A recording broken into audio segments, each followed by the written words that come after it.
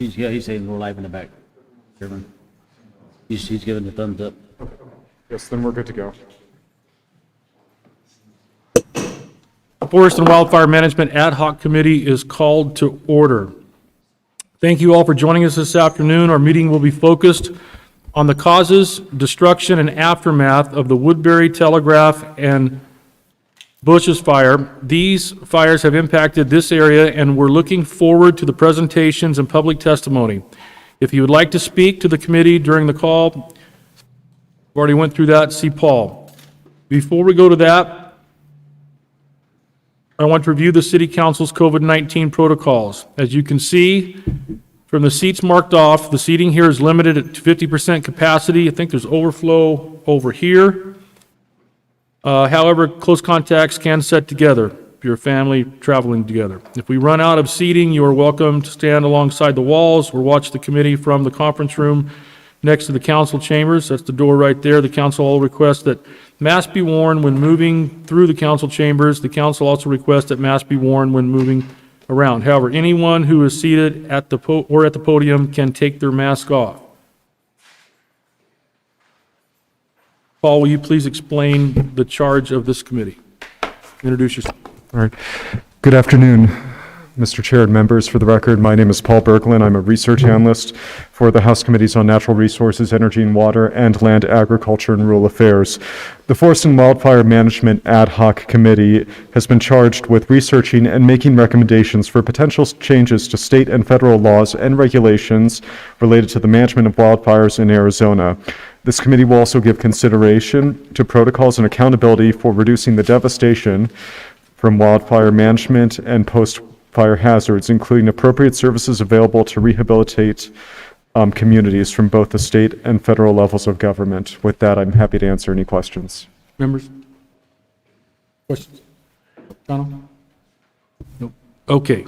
And then before we go to the next thing, I want to start with introductions. I've already said that Tim Dunn will be serving as my vice chair in this hearing. Tim, go first. Good afternoon, and thanks everybody for being here. I'm Representative Tim Dunn from LD 13, which is Legislative District 13. I live in Yuma, and it goes up to the West Valley of Phoenix. I'm Chairman of Land and Agriculture and Rural Affairs, and those issues are very important to me. And thanks, guys, for being here. We look forward to your testimony. Representative Cano. Thank you so much, Mr. Chairman. My name is Andres Cano. I represent District 3, City of Tucson. I'm the ranking on Natural Resources, Energy, and Water in the State House, and also serve on Ways and Means. Thank you for being here, and we look forward to hearing from you. Thank you. And before I introduce Senator Stahl Hamilton, I would like to publicly thank the President of the Senate, also the Minority Leader of the Senate, Rebecca Rios, and the Minority of the House, leader Reginald Bolding for allowing Senator Hamilton to go ahead and serve on this. She was a House member that, due to a resignation, was appointed to the Senate. And so I had to go through those hoops and bounds to allow her to go ahead and serve the remainder time on this committee, which the leadership approved on both sides of the aisle. Thank you for being here. Please introduce yourself. Senator. I'm Senator Stephanie Stahl Hamilton. I'm from Tucson, Arizona, representing Legislative District 10. In the House and now in the Senate, I will serve on the Natural Resources, Energy, Water and Committee, and will also be serving on Finance and Judiciary. Thank you. I'm going to change one little part of the agenda. If there is a Kim Campbell. Yeah, sure. Okay, I'm going to jump to one public testimony before we get started on the presentations from the government agencies.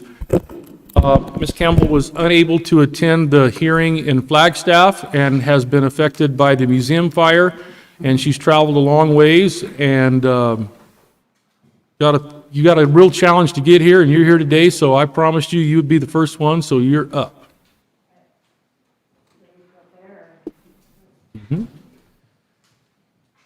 I'll try and read fast. No, don't make it fast. Okay.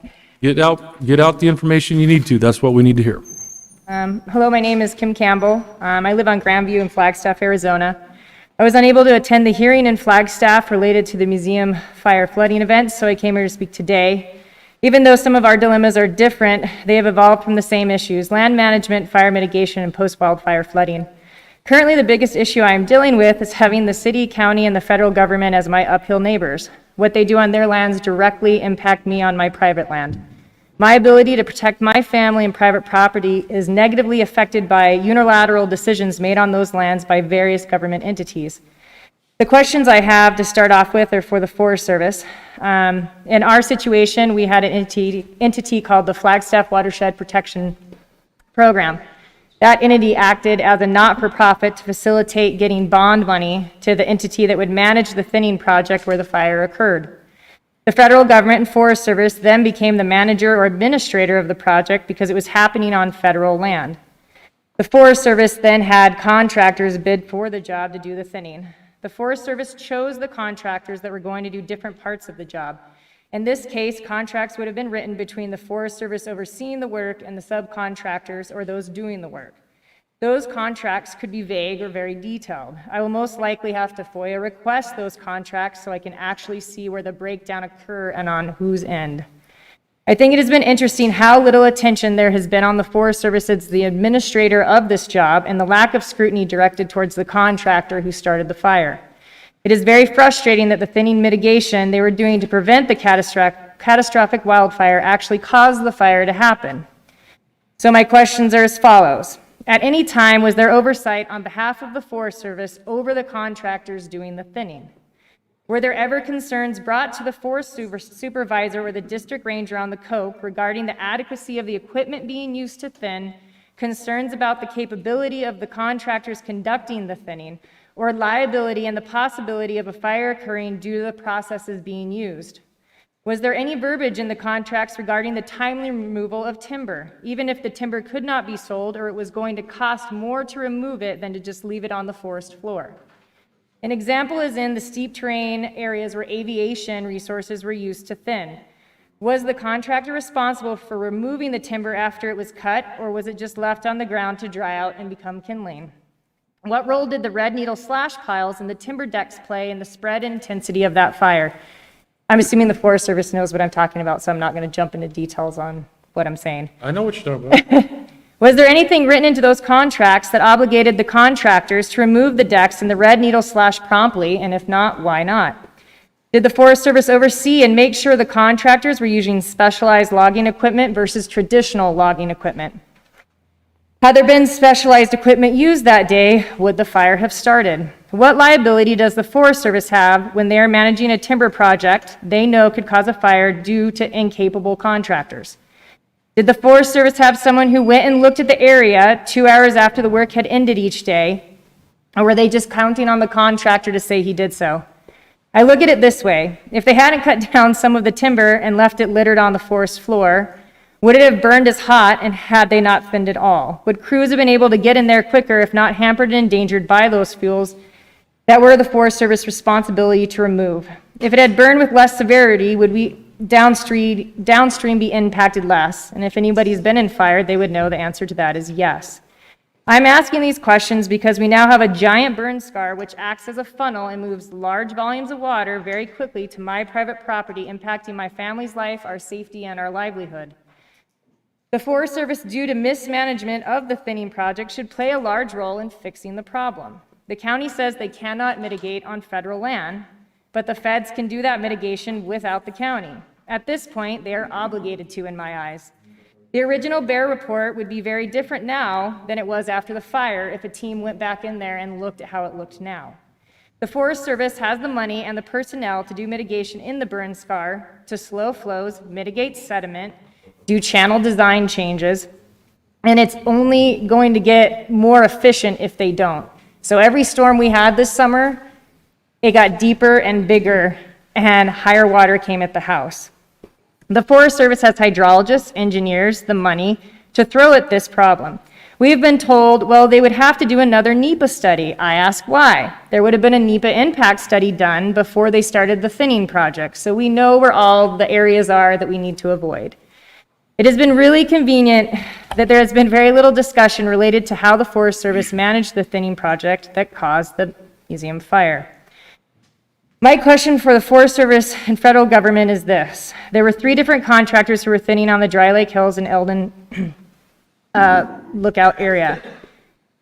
When the contracts were written up, were there expectations that there would be communication between the Forest Service or timber and those contractors on a regular basis to make sure everything was going okay?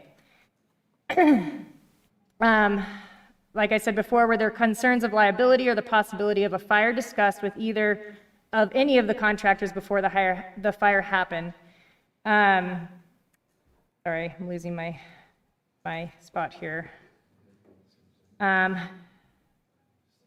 Basically, if you're wondering where I'm going with all this, I'm stuck with the county and the feds as neighbors, and they should be held accountable just as I would if I flooded my downstream neighbor.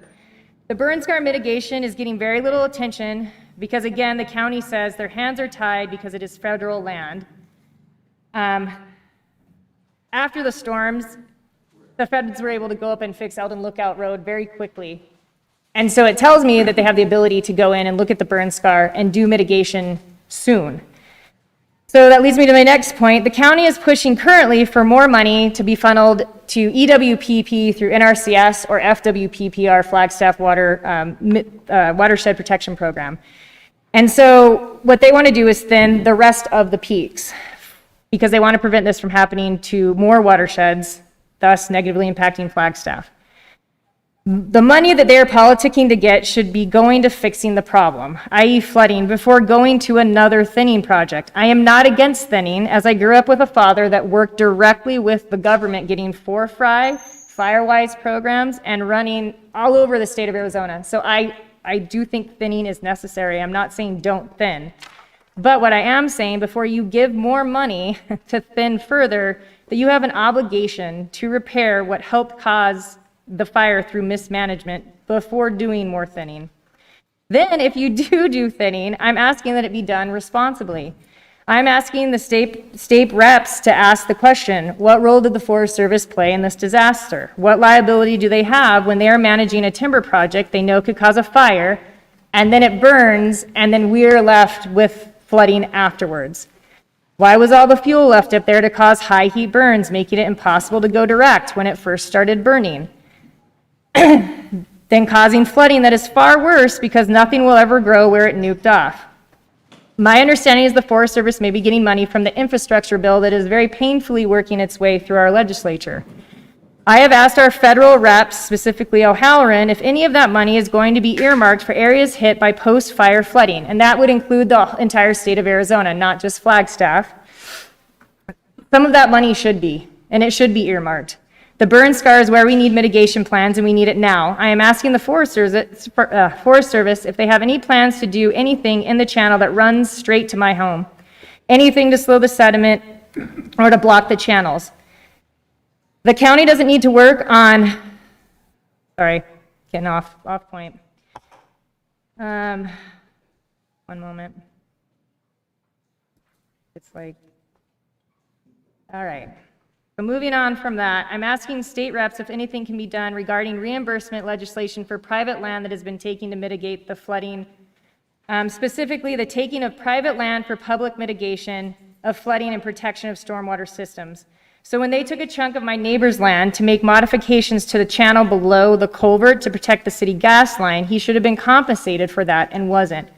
When my properties and properties of my neighbors are blocked by cement barriers that are 5 and 5 feet of our land is covered in 6.5-foot high sandbag walls, we should be compensated. If the public mitigation utilizes private property, the homes that are in the high flow zones should be brought at market value by the city and the county flood control district to be torn down and used to mitigate flooding as they see fit instead of simply encroaching on my property. I don't know where the state can come in and help with some of these things with land that has been taken from people that live on my street. They would then be able to create adequate flood control systems. It not only benefits my interests, but also the countless other citizens whose property continue to be impacted by potential seasonal flooding. When the county placed the sandbags before the first storm, 2 feet high, they were immediately overwhelmed in the first flood within 2 minutes. When we asked what kind of assistance would be available to remove and replace the bags because they are already degrading, and it's only been a few months, we were told in a frequently asked flyer that we should not take the bags down. No plan for hauling off 5,000 bags and replacing them this May, because that's how many me and my neighbor that's the size of me put up after every storm. One of the few preventative measures that I can take is to put walls up around our private property. We were told the sandbags have to stay in place for the next 5 to 10 years. Our wall ranges from 4 feet up to 6.5 feet on the corner. You can imagine 2 homes between me and my neighbor, 8 kids and grandparents going up and over those sandbags safely all summer. There were several neighbors this summer who fell and broke bones trying to go up and over the sandbags.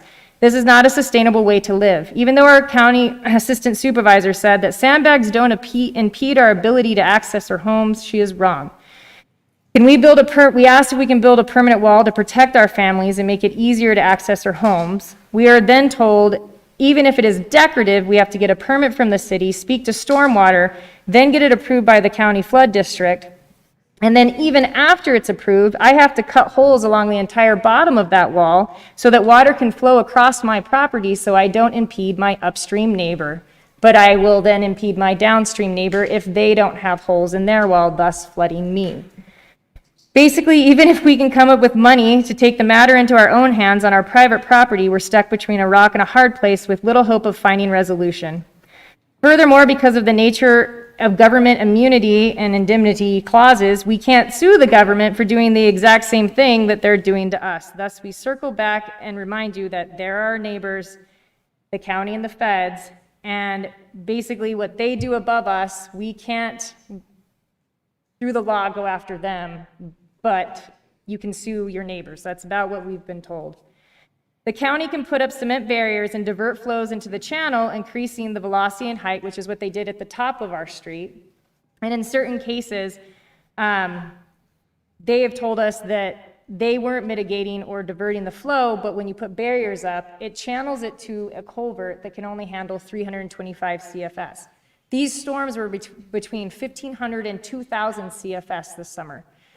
You've seen all the footage, you've seen the news, so they can do that, but then when I try to mitigate on my property, I can't, which is extremely frustrating, which leads me to my next thing. If there's any way that we can reach out to our federal reps, which I have, to discuss making changes to the way that FEMA, basically the way FEMA works. So every single storm that we had, it's in a 72-hour window, as you guys know. So to get a presidential declaration, there has to be $10 million in damage. The county has its own amount. Then it gets kicked to the state and DEMA, and then it gets kicked to the feds. Even if we flood, say, 4 times and each storm was $3 million, because it's not in that 72-hour window, we will never get a presidential declaration that will do anything to help us. So we won't get FEMA assistance, we won't get HUD assistance, we won't get any assistance for private property. So what I had asked some of our federal reps, emailed Cinema and Kelly's aides and gone back and forth with them.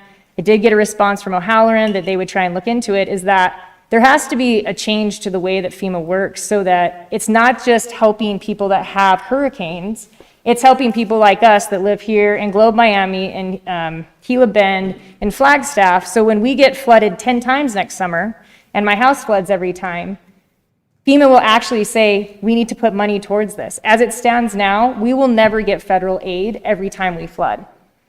That's something that I feel like, maybe not at the state level, but when you guys talk to your federal counterparts, pick it up to them. There needs to be a legislative change so that the people that live in these zones can actually get assistance when our homes flood every time, because we flooded 4 times. So I think we hear you loud and clear. If you're not almost done, you need to wrap it Yep, up. I am. And 2 things. One is, I want to make sure Paul has your email address. You can send your written statement in for the record, so we'll have it. Okay. The second thing is, get off to government. That's a little bit okay, but stick to your personal experiences, and I Okay. think you're missing, didn't you get a notice from the post office? Yes, we recently got a notice this last week that the whole street was not going to get mail service or packages delivered anymore because of our sandbags. And so we've tried to weasel our way through to figure out who do we talk to? And when we call, they say, well, if our post office person can't get through productivity wise, we're just not going to give you your mail. And so now we're currently dealing with trying to get a hold of the postal service to figure out, well, what other ways can we get our postal service if the sandbags are blocking, because the sandbags are not going away. So going forward, I guess next summer, this will be a big issue again because we will be flooding.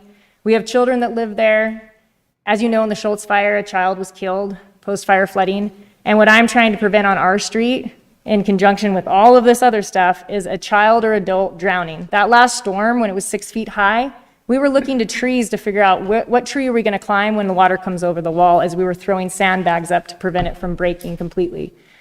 So basically what this has been extremely frustrating, trying to figure out ways to find funding to help us move forward with our lives, to get some of our private property rights back, to get reimbursed from private property that's taken. Because right now we live in an unsafe, unsellable, and unsustainable situation that's not going to get any better, as you know. Thank you. Thank you. Just a minute. Sorry. I want to thank you for making the long drive down here and all the challenges that you've had to get here. I wanted to end with that. We heard up there from a lot of these people. And do you have any questions?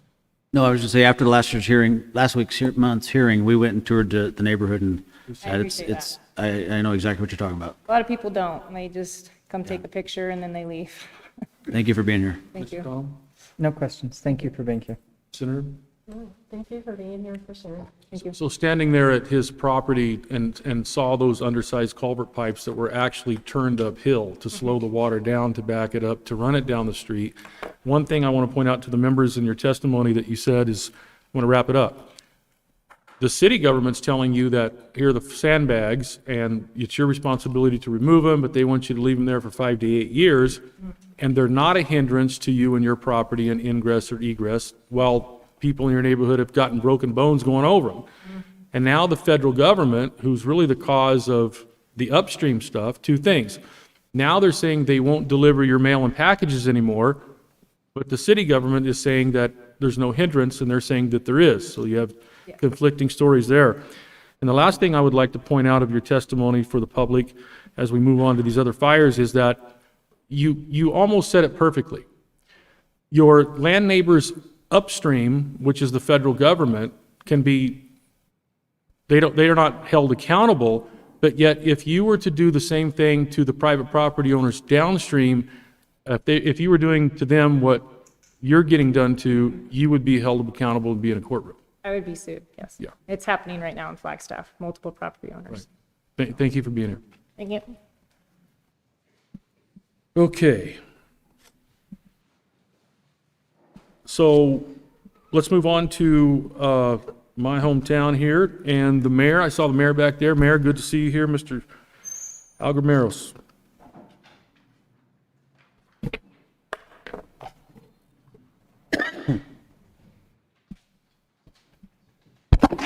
Good afternoon.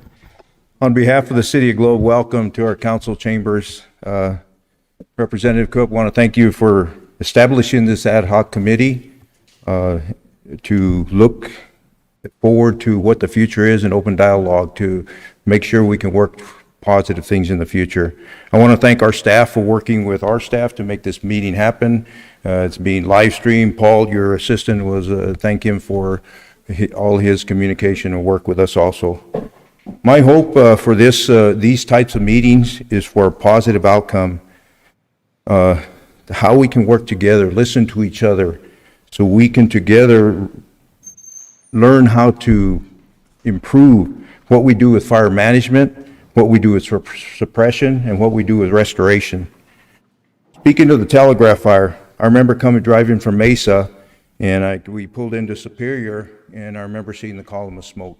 So my wife and I pulled over, and we saw the column starting to build and build. I don't know how long it had been going on, but at that point, they already had air attack on it. And it had to be early afternoon. I'm thinking 3 o'clock in the afternoon, 2 or 3. But it just seemed like that column there was building pretty rapidly. So it really surprised me how rapid this fire spread to get to our community. I didn't believe when we saw it come over.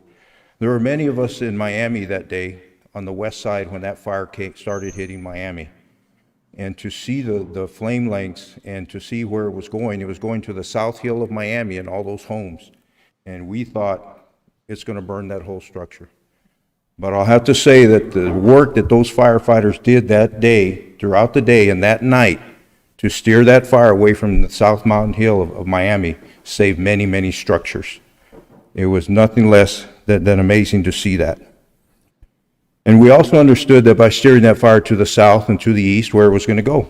It was going to go to the Pinal Mountains, the base of the Pinal Mountains, which again would cause damage, we understand, a burn scar that we would have to deal with in the future.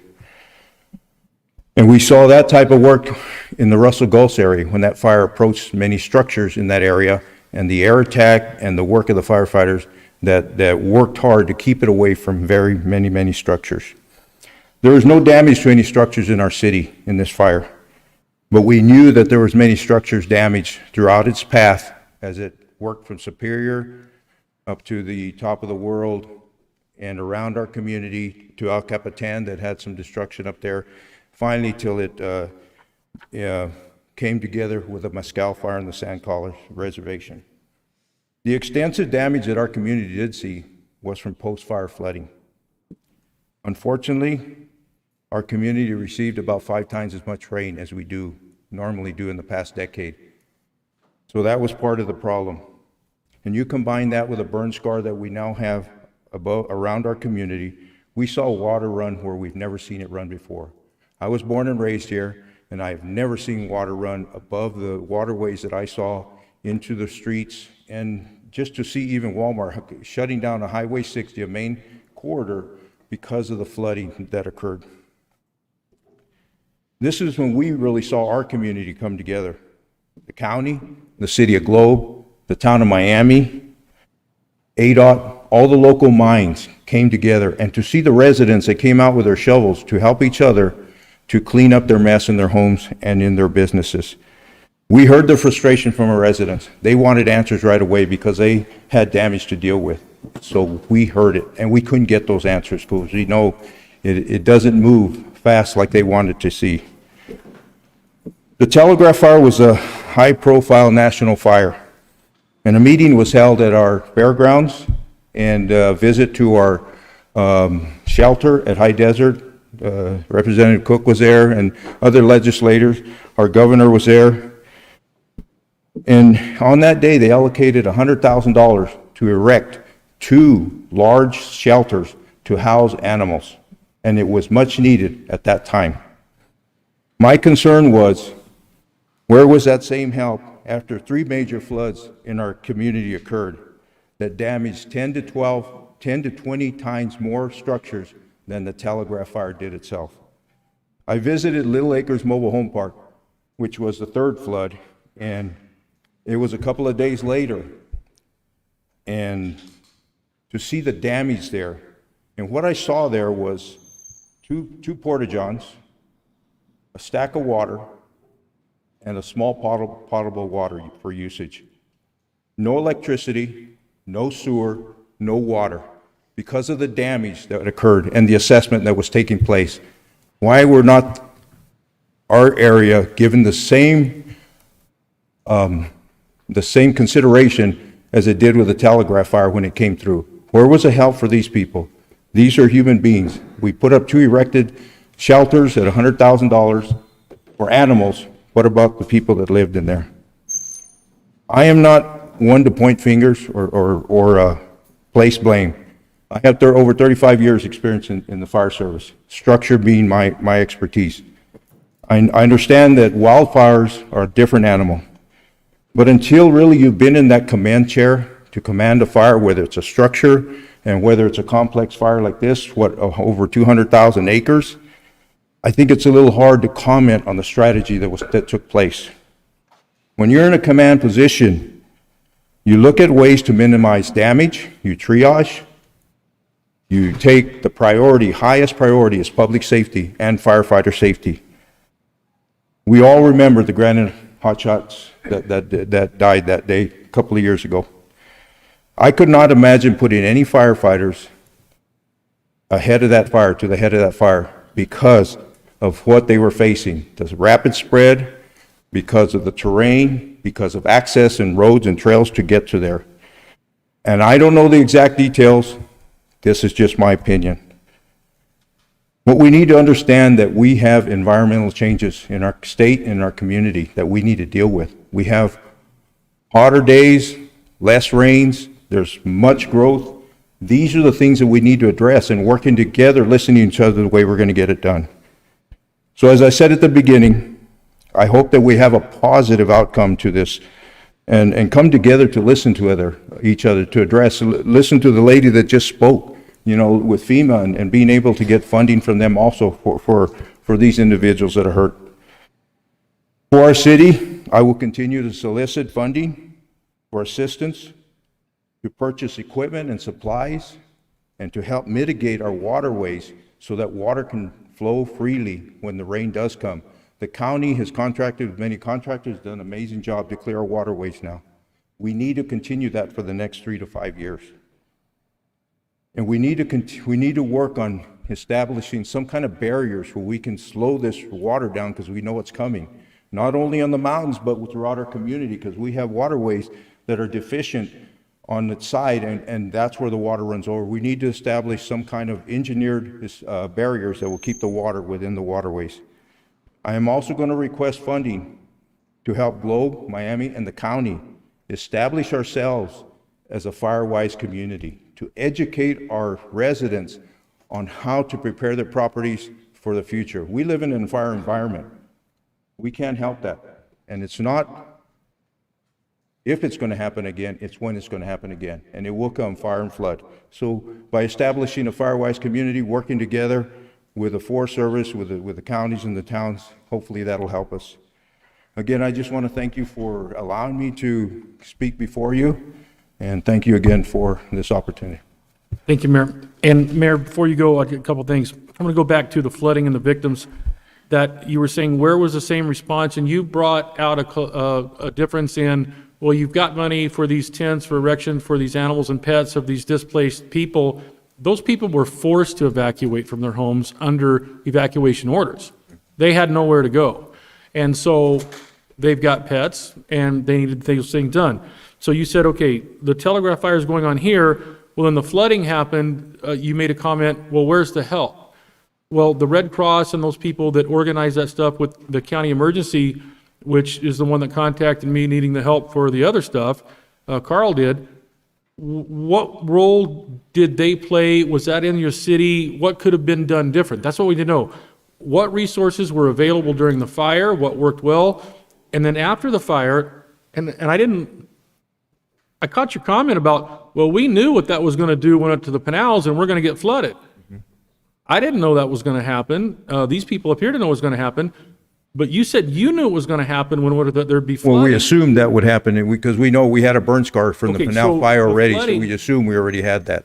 What could be done different, either at the city, the county, or the state level, to prepare when when we see these things that are possibilities, what could have been done different in your mind? What You could know- be done better? You know, as far as you talking about the trailer court I visited, that's in the county, it's not in the city.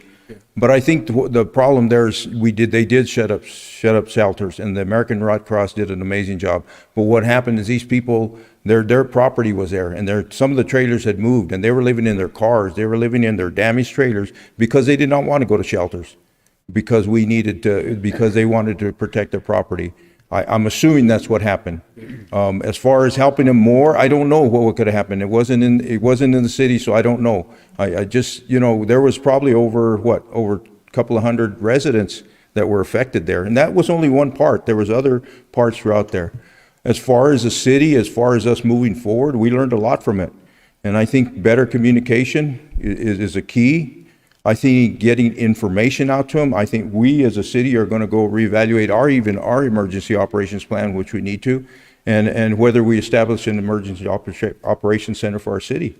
Because I think we need to bring all that communication together so we can make sure that we're getting it to the people. People were frustrated. I know. And it was tough. It was tough getting calls 7 days a week, in the night, the weekends.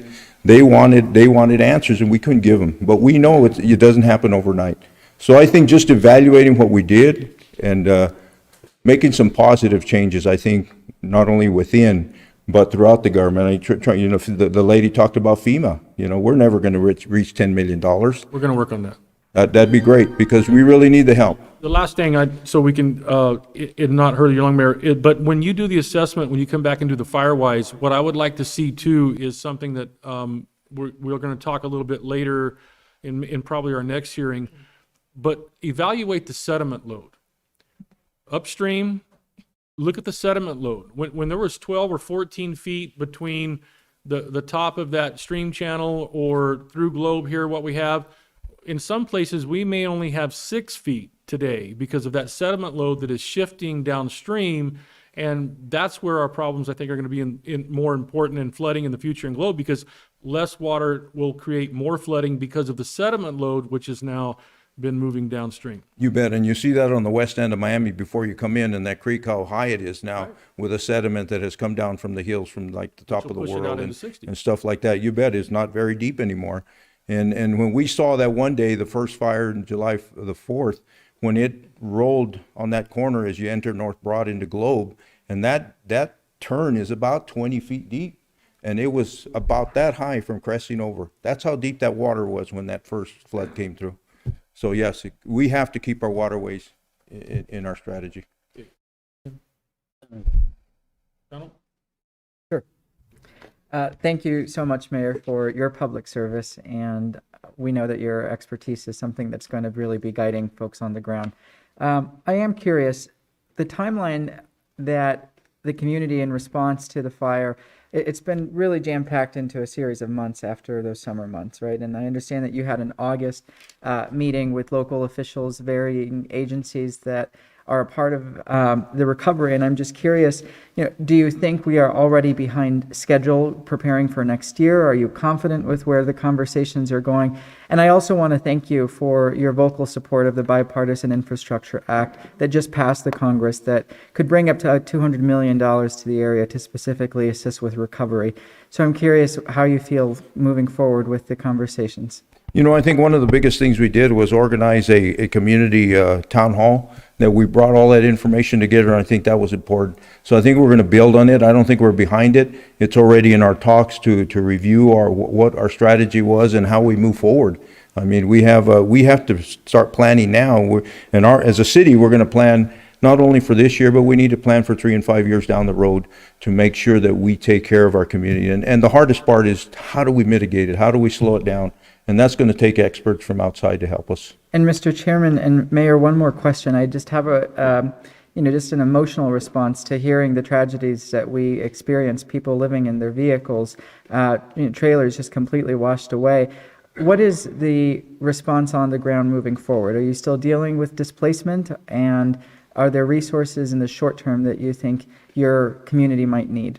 I think the $100 million bill that the governor signed, $10 million was allocated for removal of debris. I think that helped a tremendous amount, because we were able to get people contracts and able to get debris out of their property I know we couldn't do work or replace stuff that was in their home, but at least around the community looks better. You should have seen the community a couple of months ago, the dirt roads, I mean, it really looked horrible, and I think we have really progressed in that. I think, and our community also came together. United Fund Globe Miami started a fundraiser raising $300,000 from the three mines here, BHP, Capstone, and Freeport.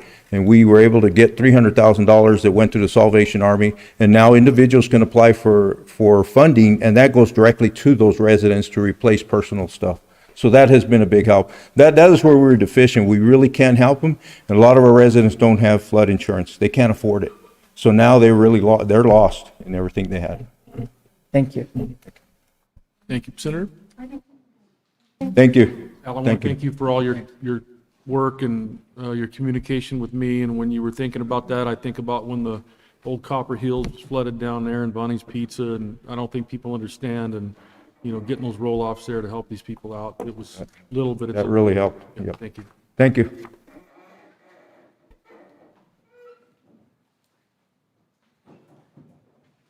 Members, next on the agenda, another one of my favorite mayors, Mila.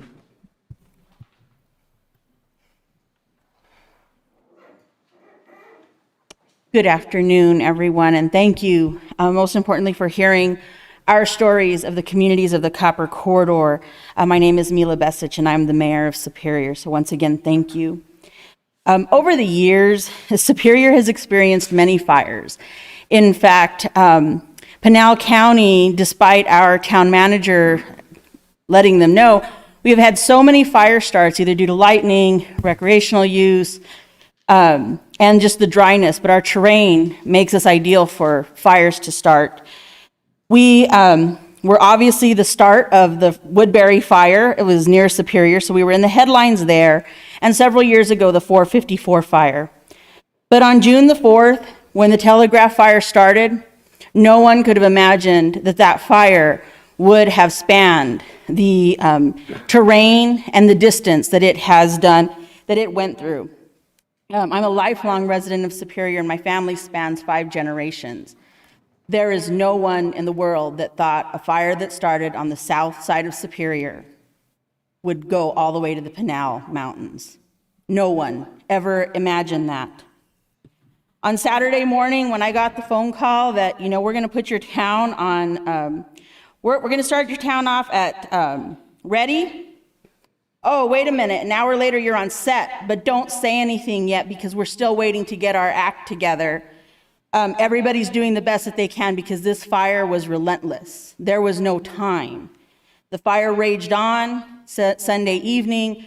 Obviously, my neighbors here, my fellow mayors of Globe Miami calling, how can we help? What can we do? How can we help? What can we do? And then all of a sudden it shifts. And I'm fielding phone calls on how can we help Globe Miami because that fire is coming and I'm seeing it, you know, shadows of this fire near Bullion Plaza. No one imagined what was going to happen. I started to see this fire and started saying, we have some infrastructure issues we're going to be dealing with because the flooding, the post-fire flooding on the US 60 corridor is a detriment to our local economy. It shuts down the mines and most importantly puts our residents at risk because they have longer commute times to get to their jobs that would normally take 10 to 15 minutes depending on what side of, say, Pinto Valley Mine or Resolution that you live on. Healthcare. Residents in Superior rely on the Cobra Valley Regional Medical Center for health care. When US 60 is shut down because we have floods, because of this post-fire flooding, it's bad for public safety. And now I can look back at this horrible disaster with a little bit of gratitude because unlike Globe and Miami Superior, the watersheds around us did not have the flooding that they have because the watershed is around our community. However, what did burn in those areas are areas that we have been working with the Tonto National Forest to be a premier recreational destination. And as I have told our federal senators, the loss of our recreation area is like the magnitude of a mine shutting down for us. We are reliant on that outdoor recreation. What does our future look like? Sadly to say, because of the vestiges of these major disasters such as fire and climate impact, The future will likely have higher temperatures, less rainfall, and higher demands on our water systems. This puts our community once again behind the 8 ball. We do not have enough resources to do all that we need to do. Post-fire, we were looking forward to seeing how this big fund that the legislature set up, how is it going to be used? How can it benefit our communities? And to be honest, I think Superior has seen about $14,000 in barricades, which we needed, and we do need, and they came in handy during the monsoon season, and we're grateful for those. But outside of that, we have seen very little resources coming to our community.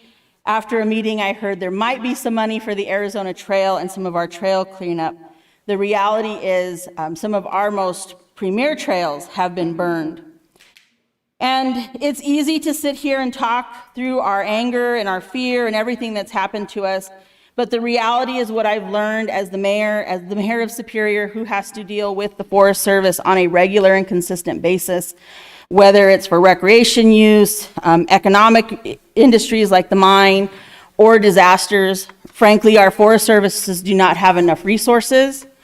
In dealing with the Arizona State Department of Forestry Management, we have realized that there's really no resources for us there. Post-fire, we were encouraged to apply for grants to work on fire breaks, because for us to prevent future disasters, we need to build fire breaks around our communities. And the reality is, over the last 2 or 3 decades, probably longer, the federal government has not allowed for fire breaks to be built nor resources to be allocated so the federal lands could be managed to protect communities. So we go to DFFM, and 2 grants were submitted, one on behalf of the Boyce Thompson Arboretum, one on behalf of the town of Superior, and both grants were declined. It was anecdotally mentioned that, there's just been such a backlog and resources needed for tall pine communities that we sadly forget about the Sonoran Desert. And the reality is our ecosystem in the Sonoran Desert and the beautiful ecosystems of the Copper Corridor, which includes so much from ponderosa pines and high desert chaparral to the low deserts, the low desert floors of the Sonoran Desert. These areas were not meant to burn in these types of extreme gravities. And the reality is, for the past 5 summers, if you live in the Tonto National Forest or you recreate here, or you have any business to do with it, we hold our breath and wait to see which part of the Tonto is going to catch fire. So we, as state leaders, as local leaders, we have to start coming together and working with our federal government and our federal representatives to bring resources, because we keep asking for more, and the reality is there's been such an uninvestment at agencies such as the Forest Service that we're asking them to do things they humanly cannot actually do. And into DFFM, it's clear that the priority is tall pine forests and communities around the tall pine forests. Education needs to be done there. The region did come together and started working on a regional grant that the state forester could apply for to the federal government.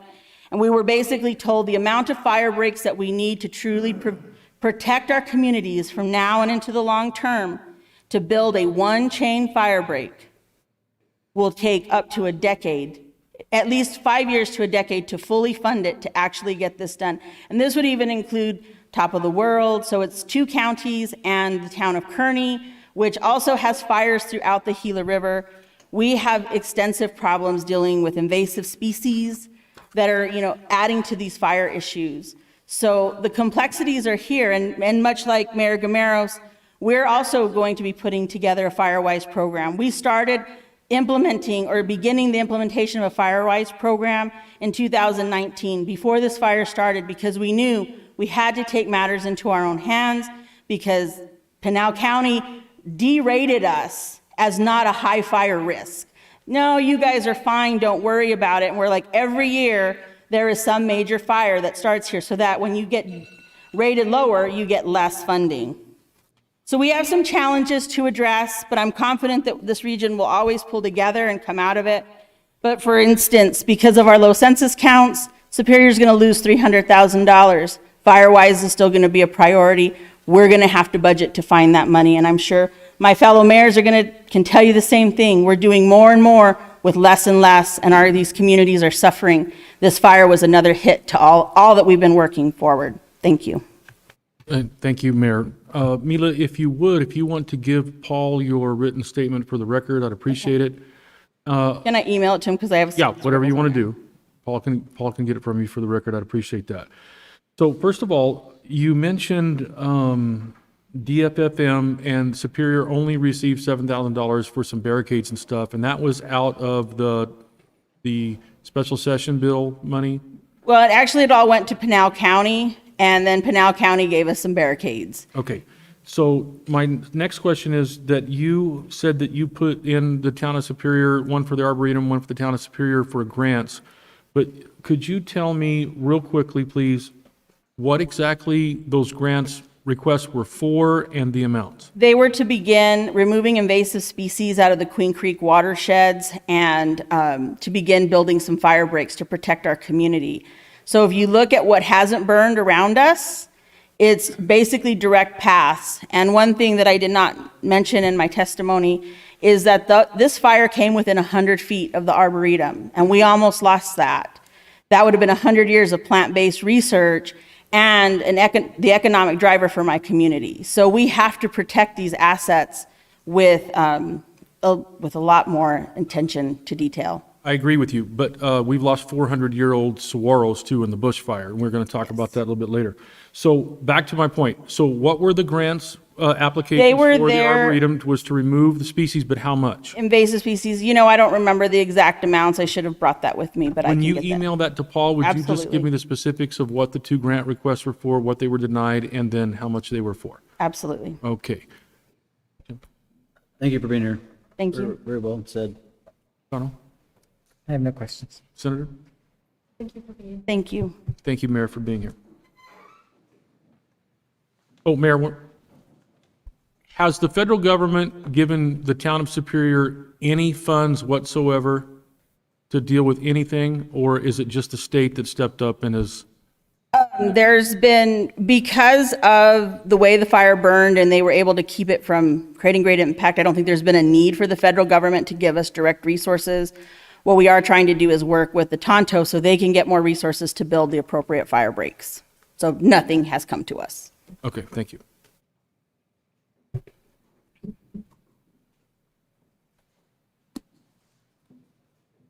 Is Mr. Gonzalez here yet? Everybody's got masks on, can't see anybody. Tammy, are you here? Mayor of Miami yet? Okay, he's in a meeting, he's going to be here a little bit late, so let's go ahead and we'll skip up Carl. I saw you out there earlier. Carl Medford with the Gila County Emergency Manager's Office. Welcome. Please introduce yourself for the record. Hello, good afternoon, Chairman, members of the board. My name is Carl Melford, Emergency Manager for Gila County. First off, thank you so much for having me. I have a presentation prepared. How long is it? If we can put it up there, it's about 10 minutes. Great. So, first off, I represent Gila County Emergency Management. We're a rather small office in a rural county, so 3 employees total within the department. And go ahead and go to the next slide. So this is a map. I don't know if you guys can see it from your position. This is a map of the fire scars in the state of Arizona from 2015 and actually to 2021. There's a list of fires there from 2015 to 2020.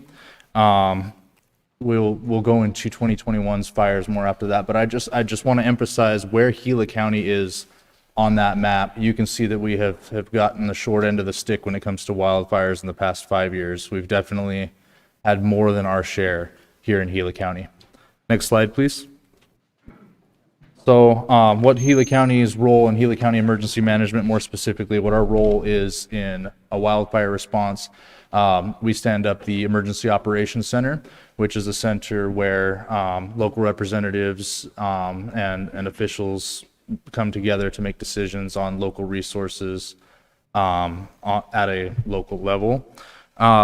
Evacuation coordination, we play a big part of that with the sheriff's office, and whatever local municipality also participates in evacuation coordination.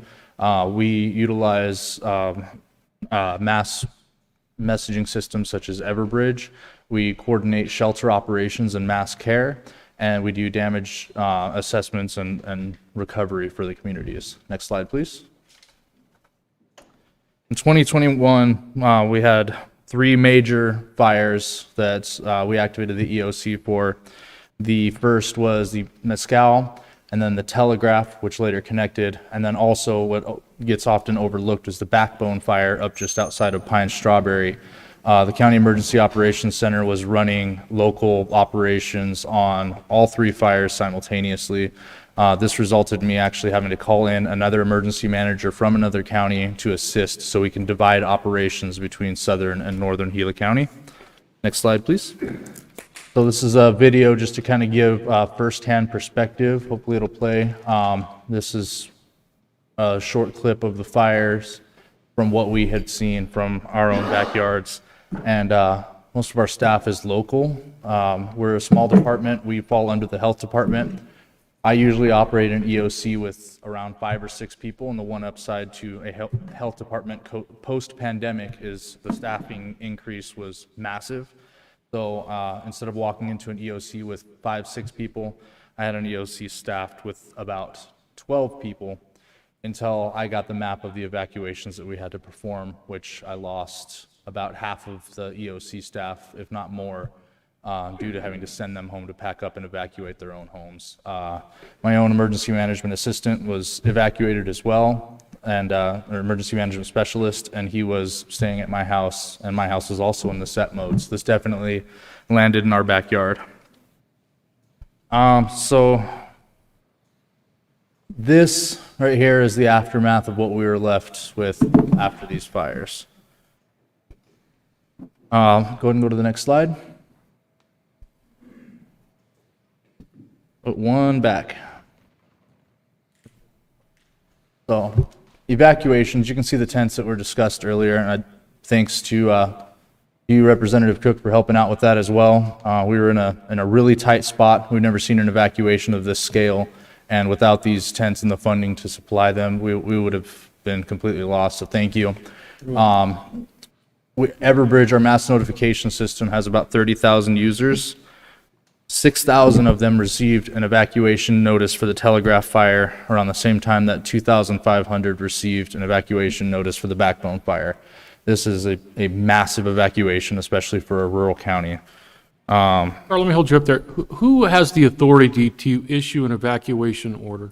The sheriff's office. I should also note that in the state of Arizona, the private individual has the right to refuse to evacuate. They just need to sign a waiver stating that they may not have additional warnings after that initial. So who makes the original decision? Was the federal government, or did they advise the county to do evacuations, or was that done by the sheriff's department's office itself? So the federal government will offer advice and recommendations, and the ultimate call and authority has to be made at the local law enforcement level, which is typically the sheriff's office or a municipal police department. Thank you. Upon recommendation from the responding agency or the incident management team assigned by the forester. I think what I'm getting clear here is that the Forest Service commander in front of the fire and all that stuff, they're the ones that said, you need to evacuate those people, and the sheriff's department came and did it, or the local municipalities. Correct. Thank you. Please continue. Okay, next slide. So our office worked with a bunch of non-government organizations such as the Red Cross,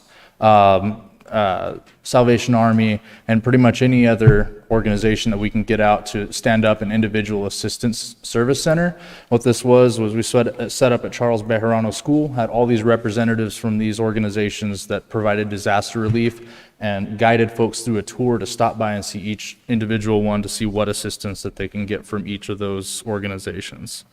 It's important to point out a difference in terminology here. So you hear the term public assistance pretty often, especially with declarations, emergency declarations. Public assistance is assistance, financial assistance at the local government level. It is not for the actual individual themselves. That is individual assistance. So just wanted to point that out before we move forward. Next slide, please. The next thing that we worked with our non-government organizations to stand up was a community resource center. This was a center where food, bathrooms, showers were supplied. hugely for those folks discussed earlier in the Little Acres Mobile Home Park. We did stand up a Red Cross shelter for them, as well as a community resource center where they can go and get food, hydration, cleanup kits, and whatever other resources that they may need, as well as there were also hotel vouchers given out there as well. Next slide, please. So one of the first things that we did before the fire was actually out was we established a post-fire flood mitigation committee, a group of local organizations, including City of Globe and Town of Miami, who were a huge part of that, to begin planning and discussing what this may look like if we get a heavy monsoon season. Go ahead, next slide, please. So shortly after that committee was established, House Bill 2001 was passed. Between Gila County and the City of Globe and the Town of Miami, we have received about $8 million in funding for projects from that bill, which has tremendously saved us. Some of the examples of what that funding has been used for is engineering and hydrology consulting. We consulted with J.E. Fuller, hired them on. They addressed what creeks were in need of mitigation the most. They've identified projects for us and also installed rain gauges that helped us with our emergency alertings in the event of flooding. Contractors for cleaning debris removal. We hired every local contractor with a license, put them in the creeks, prioritized the creeks with J.E. Fuller, and got them in there removing debris. Dump fee waivers, we were able to fund several dump fee waivers for any individual cleaning up their properties.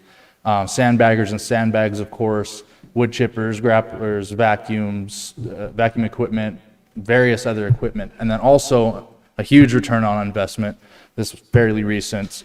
Using J.E. Fuller, we've applied for NRCS emergency water protection funding for $10.9 million in projects. The county's share would be $2.7 million, as this is a 75% match, which would normally be a very hard stretch for a rural county. House Bill 2001 funding was approved to use for that. So that is, again, a tremendous thank you, a huge return on investment there. So that 2.7 million is going to equal 10.9 million of mitigation projects in the creeks to avoid future flooding. I think you, Carl, should point out what USDA agency has done that. Say again, sir, I'm sorry? What USDA agency is that coming from? NRCS. NRCS is where the Using 8.2. the acronym, people. Oh, sorry. That's a Resource Conservation Resource Society. Conservation Service. Correct. Thank you, sir. I apologize. Acronyms come secondhand. I'll try to spell those out more. Go ahead and go to the next slide, please. So some more mitigation projects. We've done a lot of community outreach, pre-staging of sandbags to make them more accessible for the public, had hosted sandbagging events where local organizations such as 4-H, the Boy Scouts, can help for those community members that aren't able to fill them themselves. Major creek cleanup events and evacuation planning. So it was discussed with the sheriff's office what evacuation looks like for flooding. Due to the very unique topography in southern Gila County, we decided that the messaging would be safer rather than an evacuation notice, a shelter in place, or head to high ground. A good example of why that was done, if you look at 6-Shooter Ice House and Kellner Canyon, there's one way in and one way out, and the elevation of that road is closer to the creek than most of the homes are. So we deemed that it would be safer to actually issue a shelter in place or head to high ground warning. We've had 4 major flood events and 0 casualties. So I'm happy to report that that is hopefully working. Next slide, please. So this is a short video showing what that flooding actually looks like.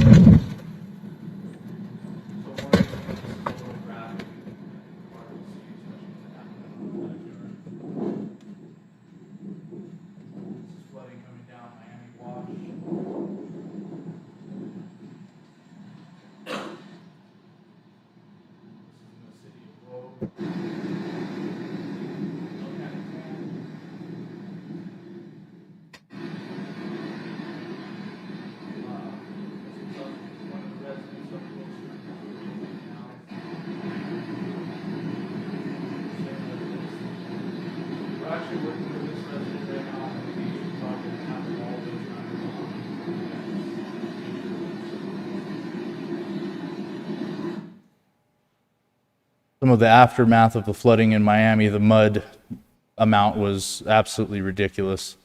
It was incredible to see the amount of community response. I mean, shoulder to shoulder, folks with shovels just getting out there and getting it done. It was incredible. And I believe the last part of the image that you'll see was just a quick flyover of what the aftermath in Miami looked like, taken from a surveillance drone. So the recovery piece, the community response was huge. We're working on recruiting more folks into these volunteer organizations to make them more readily available to respond in the future. We are currently working with House Bill 2001 money. Go to the next slide. There you go. We're currently working with House Bill 2001 money to do private property debris removal as well. We've assisted around 100 residences now to remove debris off of their property. And we're also working with our long-term recovery group to establish a community organizations active in disaster. We don't have a very large volunteer base in Southern Gila County, but we do have a lot of businesses. So we're going to utilize them to create that community organizations active in disaster group to provide assistance to individuals affected by disaster. Next slide, please. And that's all I have. There's my information up there. If you have any questions, I'm open. Yeah, I think you missed one thing, Carl. Great presentation. We all know where the sediment and the contamination and all the burnt stuff come from. Has the federal government helped out the county in any financial gains with any of the stuff that you just showed us? Everything that we've been using so far has been from House Bill 2001. From the state? From the state, correct, from the state. There's been no federal grants as far as this goes. As far as federal assistance, I mean, we did work with the BEAR team to receive information and burn. They didn't give you any money to help money. with the burn area emergency after the math in No, in the sir, county? everything so far has been funded at either the county level or utilizing House Bill 2001. The state money, okay. The last thing is, I want to remind you that the governor, after you saw the flooding in Miami, and some conversations, he placed $5 million in the Commerce Authority for businesses that were affected by flooding, because the original money was supposed to set for fire damage and related to the fire. There was nothing for flooding. When I saw the pictures of BB in his office and Earth Mover tires and all the mud and Bonnie's Pizza and by Dick's Roasted Chicken in Miami, the governor, I want to thank him publicly for doing that. That $5 million is also a grant cycle that they can apply for at the Arizona Commerce Authority, but it's for businesses. And I want to tweak that. The members, I want to just stop here and pause. What we've heard from all these hearings and stuff, nothing is perfect. We can go back and change it. One thing I don't like about the grant cycle at the Department of Commerce is that you have to have 50 employees and more. That means the little antique thrift shop, mom and pop stores in downtown Miami don't have 50 employees. And so that would disqualify for them. I am going to, along with my colleagues, I think we'll all be on the same page when this report is done, is to come back in a legislative session and fix some of these things that can be fixed. So I would say save your receipts. Thank you for your report. So government typically doesn't move very fast. So after we did the special session, that money, has the red tape been kind of cut and you've been able to pretty fast, or? So typically what we would be dealing with if we did not have House Bill 2001 would be a public assistance grant. Public assistance grant at the state level is $200,000 at a 75% cost match, which wouldn't put a dent in what we're looking at today. And it is riddled with red tape, unfortunately. This House Bill 2001, this funding has been, I mean, pretty straightforward, very quick, and I mean, quite literally a lifesaver, because those flood gauges helped with the emergency messaging tremendously. So yeah, I mean, there really hasn't been much red tape when it comes to House Bill 2001. A little difficulty finding out what qualified and what didn't in the beginning, but it's since ironed out and become a lot more streamlined. Okay, thanks. Representative Connell. Thank you, Mr. Chairman. And I really appreciate you, Carl, Mr. Milford. I do want to ask you what has worked with the federal government in this local community, right? This is not your first rodeo. You've been in your position since 2017. I read that in your first 2 months, you actually had 2 fires. And so you've learned to be resilient. And I do want to ask you what is working with your relationship with the federal government right now, besides them not paying, the full bills. I think the education piece and the transparency as far as like the risk that it's presenting. Worked very closely with Adam Bromley throughout this event, and I've always been pretty straightforward in my career. If I have an answer, it's a bad answer. It's better than no answer. I feel like Mr. Bromley has been the same way as far as transparency goes. So he's been a tremendous communicator throughout all of this, especially with, like I said, like it was discussed earlier, they are our neighbors upstream. So the full transparency and discussing the risk that is presented upstream of us has been tremendous. Thank you, Mr. Chairman and Mr. Milford. And can you give us some historical background of when has been an appropriate timeline for the feds to come in for reimbursement, if they do? I mean, is it unusual that, we're using the last couple of months that have been very difficult as an example? These things take time, I guess, is what I'm saying. Has that been your experience as well? Absolutely. And we in Gila County, we're a small county. We're not the smallest county. So we fall in kind of a sweet spot where it becomes a little difficult. A state declaration opening up $200,000 for an emergency is helpful. Don't get me wrong. But in an event like this, it doesn't really scratch the surface of what we're looking at. However, it was discussed earlier that for a federal declaration, $10 million of damage in a 72-hour period is next to impossible in our county, because that calculation also excludes private property. It's public infrastructure only, and there's very few areas in our county where we have $11 million of infrastructure in one place. So in my time here, we have not received a federal declaration or federal assistance. And it would take a really large emergency to do so. So, there's a gap where we sit in, where federal help is not available and state help, at least with the public assistance grant, is not enough. And that's, again, where House Bill 2001 really came in and helped us out tremendously. Thank you, Mr. Milford. Anything else? Nope. Dinner. Thank you so much. Thank you. Grammy Comminia. Good job, good job. Okay, as we wait for the mayor of Miami, anybody here from Miami going to speak for the mayor if he doesn't show up? Moving right along. Next up, we have the U.S. Forest Service. We've got all you guys listed. Supervisor Bosworth, good to see you. How you doing, Neil? So, first, thank you for giving me an opportunity to talk to you today. I've actually brought 3 people with me to talk about different aspects of this. Next slide. Now, is this the book hold on, members, each one of you should have a book they brought.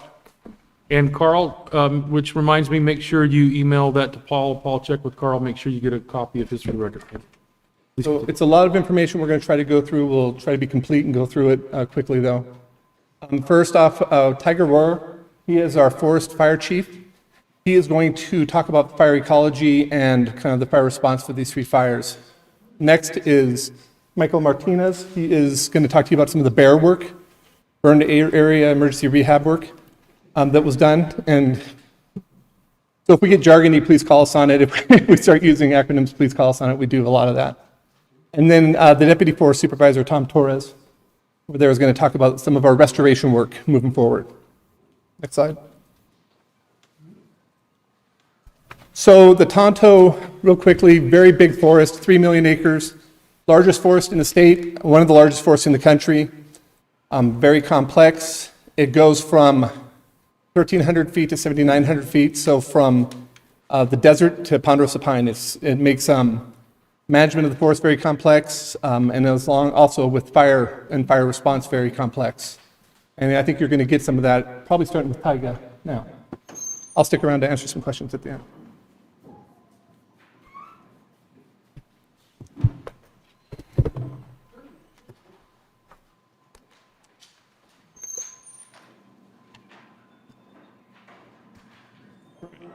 Thank you. Good afternoon, committee. Chairman Cook. Tiger Roar. I'm the Forest Fire and Aviation Staff Officer for the Tonto National Forest. Have 34 years in wildland fire experience, or 10 in municipal volunteer, and also have a master's degree in fire ecology and in management from the University of Montana. So today, just wanted to cover, and I appreciate this opportunity to address some of the information about these fires and some of the misinformation that has been put out there about some of these fires. So starting off, I'd like to just point your attention to Federal Wildland Fire Management Policy, and this we did include in your binder. So it's in there in the first, second tab, in its entirety. I'm not gonna go through the whole thing, but it's basically in 2009 they reiterated implementation of the Federal Wildland Fire Policy that was previously done in 1995, and then gone back through in 2001. And one of the things I want to point out here is that this is not the Forest Service is itself policy. Everything we do in wildland fire is pretty much interagency. So this is not just Forest Service, Bureau of Indian Affairs, Bureau of Land Management, National Park Service, Fish and Wildlife Service, and then also in association with the National Association of State Foresters, International Association of Fire Chiefs, and National Association of Counties, the Wilderness Society, and the Nature Conservancy. So there's state input on these federal wildland fire policies, and there's local input through those respective organizations. Can I just interrupt you there real quick? I want to get some housekeeping cleaned up. So if I was to show you that, Okay? is this something that you use, or is it the document that we have that we've been provided by you? Because yours is dated 2009, dated April of 2013. Okay, that is not a source that I use specifically. That's a field guide. What I gave you is the actual interagency wildland fire policy. Okay, thank you. Please continue. You bet. So I would go to the inside the first page of that, or the sixth, actually page 6. Identifies fire as a critical natural process, will be integrated into land and resource management plans and activities on a landscape scale across agency boundaries. Response to wildland fire is based on ecological, social, and legal consequences of fire. The circumstances under which a fire occurs and the likely consequences on firefighter and public safety and the welfare, natural and cultural resources and values be protected dictate the appropriate management response to fire. I think that kind of lays out where we're at. Next slide, please. All right. Just for a little bit of background for the Tonto National Forest, it is very diverse. So some of this is a very broad statement, but we generally have 4 different ecological classes that, in terms of how that responds to fire. The Sonoran Desert, as you're aware, is not a fire-adapted ecosystem, and fires are meant to be pretty rare in the Sonoran Desert. You move slightly up, you get into what we call the semi-desert grasslands. Those are fire-adapted, and those have frequent high-intensity fires. Into the brush, woodlands, chaparral country, those are also fire-adapted, but moderate frequency, but a high-intensity fire regime. So somewhere in the neighborhood of every 35 to 100 years, you get a big fire through, not necessarily the scale of the Telegraph or one of those. And then obviously in the Ponderosa Pine Forest, as we move up towards the Mogollon Rim, it's fire adapted, but and it's frequent, but a low intensity fire regime. Then with all these, size matters, right? That doesn't mean that every acre of that needs to burn every so often. It means that the size of those particular fires, as lightning strikes, spreads across the landscape, they may get 50 acres, they may get 100 acres, or it could be 1,000 acres. Next slide. So where we've arrived here is a combination of various things that brings us to where fires go across the landscape on Tano. And the first and foremost is a century plus of fire suppression. And I just got to point out that it's, nature doesn't care if we suppress fires or we don't suppress fires. It just keeps growing, right? So if we suppress fires, that fuel stacks up over time, and that results in some pretty drastic changes in the ecosystems, in structure, composition, and the amount of fuel in those ecosystems. That also causes stress for plants, right? So you see big beetle die-offs in very compact forests, those kind of things. So all that affects how a fire will burn as those changes have occurred. The second thing, and very pertinent to the subject here, is that we have some pretty significant invasive species problems, which also changes the structure and composition of our ecosystems, and as a result, how the fire burns and affects those ecosystems. And then, the third piece of the puzzle is, humans. There's more of us, and there's a lot more travel corridors, more recreation, more fire starts associated with humans, and of course, all the stuff that we build in the forests, more people, more houses. Next slide, please. So this slide, and I'm guessing you can see this on the screens in front of you, so. So this is just some pictures that depict what we don't really pick up as humans from even living in the area, maybe for a very long time, may notice that change from, decade to decade, but just that fuels build up and how that occurs over time. So you can see in that one slide, the 1930 picture is much different from the 2003 picture. On the right side of that, it's just some, it has to do with some thinning and burning treatments, and then a control where nothing was done, and you can see kind of the changes over time there. Okay. Next slide. So into the Sonoran Desert. So invasive species. The two biggest for us is red brome and Mediterranean grass. And these pictures are right here on the Tano, and that shows the problem that has been particularly impactful in the last couple of years. Next slide. So yes, now the Sonoran Desert does burn, and it burns pretty ferociously under the right conditions. Next slide. So that's all we need is bad conditions and an ignition or a fire start. And so coming into 2019, when we're talking about the Woodbury, or 2020 with the Bush and others, and 2021 this year, 2019 had pretty good moisture during the winter, had pretty significant grass growth in the Sonoran Desert. And then that led into hot and dry summer.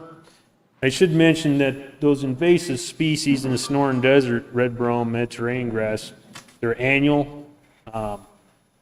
They quickly grow, and they quickly senesce, die out, and they're dry. They've dropped their seeds, so they're fine.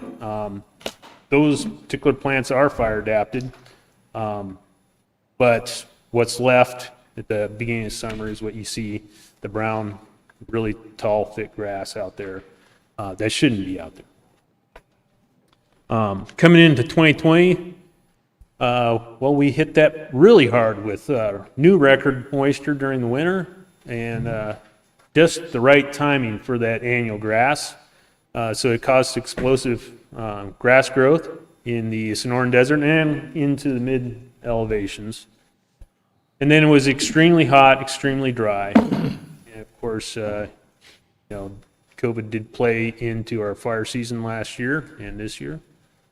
2021, the difference is we didn't gain moisture the rest of 2020, right? We had the monsoons. We came in as extremely dry, extremely hot. We're in extreme drought, which is shown there. That's from June 1st. That leads to extreme fire danger, and that adds up to extreme fire behavior. Next slide. So just a little bit of scientific geekery here for you, I guess, is these are our fire danger indices for the Tonto and our partners within our dispatch area. And one's from 2020 and one's from 2021. And if you take a look, what we're looking at here is the green dashed line is that particular year. The dark line is the average across a period of 14, 15 years. And the red line is the absolute maximum. So coming into 2020, you can look there and you can see that we had a wet winter. We were below average for our fire danger coming into March. And then from March on, we dried out, swung up, and wound up hitting and saying record. This is energy release component, so it's a good drought indicator. It's an indicator how dry the heavy fuels are, how much they'll contribute to fire growth and problems. And then you can see that we hovered right around setting records on through the end of September into October of 2020. In 2021, you can see we actually started in January setting records. Got a brief shot of moisture, put us down to average, but then right up there bouncing between setting new record highs in our fire danger, all the way up until July when we finally got the monsoons, and you can see the impact of monsoons there dropped us below average pretty significantly. And those, I should mention that some of our fire danger information is also in this binder. The picture in the middle is just a picture up here. It was in front of the telegraph fire of some of the dying manzanita that was out there in front of it because of the drought. Move to the next slide, please. Okay, so what we do on the forest is, we have daily information sent over our radio channels from our dispatch. We calculate what the fire danger is, and we staff and send resources accordingly, depending on what that day's fire danger is. And there's several different indices. So this shows where we were at the day the bush fire started and the day the telegraph fire started. And I will just make a note that you'll see a little bit different color between the 2 years because we changed around some of the ways that we calculated and displayed that from last year to this year, making some improvements. So on that slide, probably doesn't tell you much other than if you look at the two fire danger indicators that we use, is burning index, which takes into account wind, and it's mostly concerned with flashy fuels, how fast a fire will spread. And then ERC, as I mentioned before, more of that long-term dryness and how much the bigger fuels contribute. Those numbers under there indicate what the actual value is, and then it has the percentile.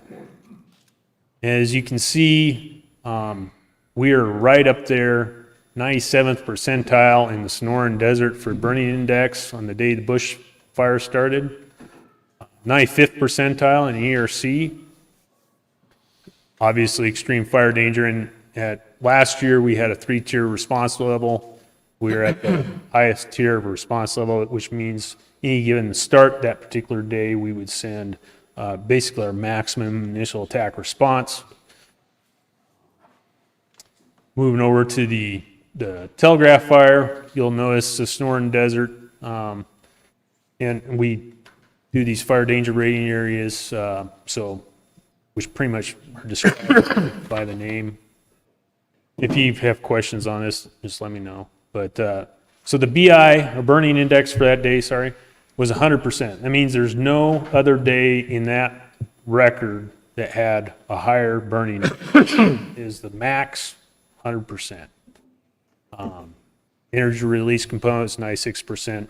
Extreme fire danger, and of course this year we went to a 5-tier response level, which was also the max. Next slide. So the other thing we do to prepare for extreme fire danger and, the likelihood of starts is we have all sorts of predictive service models that tells us kind of what's coming. And then, of course, the weather forecast, it tells us near term, really what's coming.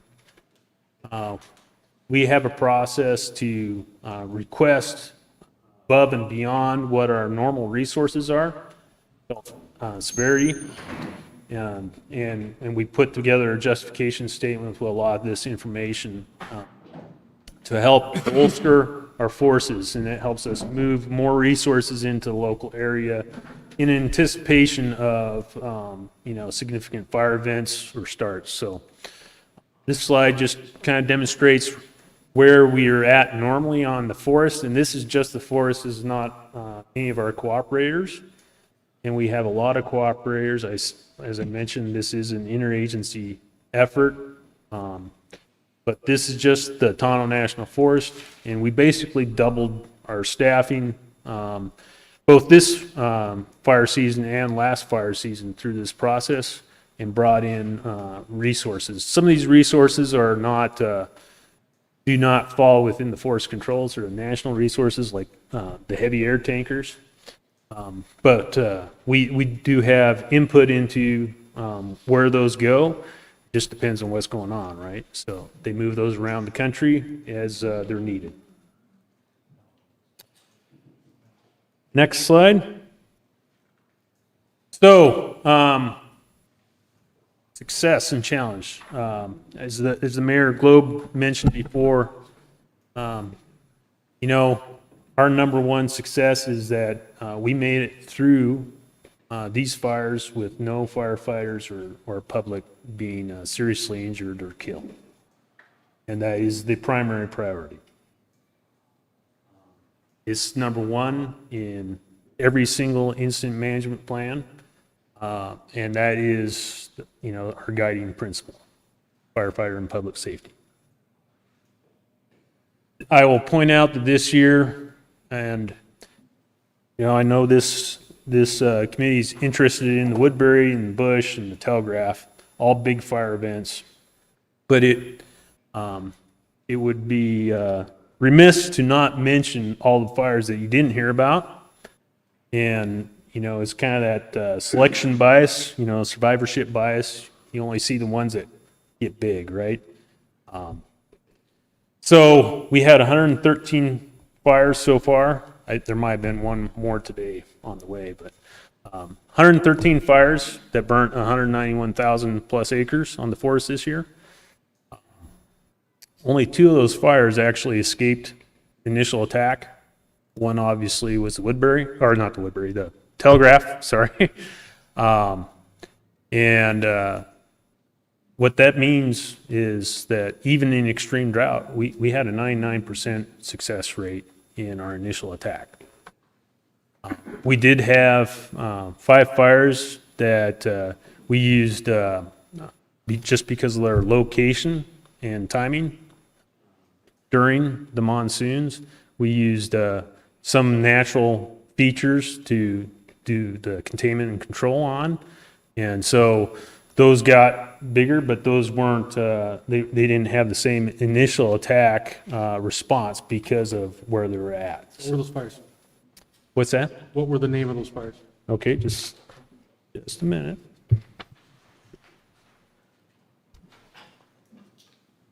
So, those were the Ocotillo, Bear, Midway, Middle, and Maverick fires. Generally on the Cave Creek Ranger District.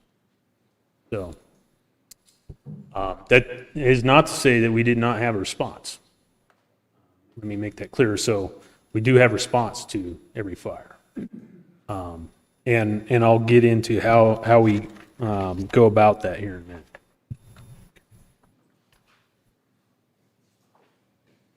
Okay, next slide. So the other portion of that is I mentioned interagency nature of what we do, right? So this is just a slide. This is showing the agencies that worked on the Telegraph fire, and there's a lot, right? There's a lot of folks here from every federal agency in wildland fire. San Carlos Apache Tribe, Gila County, fire departments across the state and beyond. We have fire departments from New Mexico and other places. Our partners with the Department of Forestry and Fire Management had their DOC crews, their Phoenix crew, their battalion chiefs, all sorts of folks here. Game and Fish, DPS, Gila County Sheriff's Department. I mean, it's a big tent when we have a large fire. It takes a lot of interagency response. But to make clear, we're interagency with our fire policy, our response, our delegations of authority. I know you're interested in that. Our incident management teams. They're not Forest Service incident management teams. They're interagency incident management teams. Arizona State has numerous folks on those teams, as well as a bunch of the local fire departments and municipal fire departments. And there's interagency oversight. So we're very pleased to have great partners here in Arizona. Let's move to the next slide. So, to try to get at some of the questions that have been going around about what we do on fires, you've heard a bit about direct attack, indirect attack. So, in your binder, we did include part of the NWCG, the National Wildland Fire Coordinating Group's glossary, and which again is an interagency group. And at the top, it does have the link. This is on the last tab of your binder. It does have a link to the actual website. So, but I pulled some if you wanted to refer to any of the terminology you might use. But in general, direct attack is just what you would think. You're right up against the fire, you're digging line, you're spraying water, dozer line, whatnot. Indirect attack is, what you would also think is you're not up right close to the fire, you're some distance away. It depends on the conditions, how fast the fire is spreading, what the flame lengths are. And that takes us to the left portion of the slide, which is the fire characteristics chart, fondly known in wildland fire as the hauling chart. And it just shows, on a XY axis, the difference between, the rate of spread and, how much intensity the fire has, of where we can effectively operate. And you'll see the little figure with the axe at the bottom left corner. It's in that area where we're effective with hand crews and tools and digging hand line. You start to get, either more intensity or faster rates of spread, you move into where you see the bulldozer there, where you really need mechanized equipment, and that those kind of tools to be effective on a fire. And on the very right side, you see the flame length, which indicates, where we're effective when we're, on foot with our hand crews is up to 4-foot flame lengths. We get beyond that, and we're starting to have problems. We need to have some mechanical tools. We need, more water support, those kind of things in order to be working in that. The little tree symbol, that's when you're starting to have problems where you're going to need all of those tools and aircraft. I didn't arrange the sound effects, but I'll take them. So, so that's where we'll need to be bringing in aircraft to help us be effective. And really, you move beyond that, and you see the plume. You're not going to be effective. You're going to have to pick and choose where you're going to take on the fire. And how we say that in wildland terms is you haul people, haul equipment, haul aircraft, and haul, you can guess, all away. So that's when we go to that indirect attack. Another strategy we use is point and zone protection. And I know that's coming up, these fires. So we have point zone protection where what we're doing is we have a value at risk, and we need to protect it. And how we're going to be able to protect that isn't going to necessarily contribute to the suppression of the fire, but it's going to try to protect those values. That is the kind of thing that you saw up at the Pinals this last summer on the Telegraph fire, is a point and zone protection tactic where you're trying to prevent the main fire from burning over a point or zone. And then backfiring, there's definition there is, and I won't read it. We'll go ahead and move to the next slide.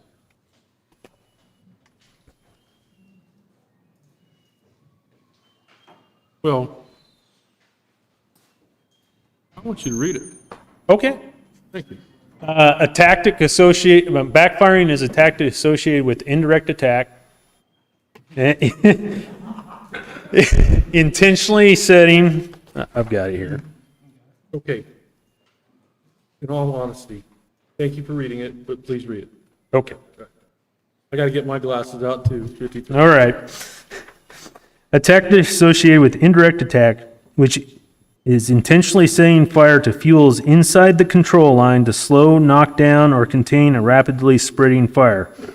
Backfiring provides a wide defense perimeter and may be further employed to change the force of the convection column.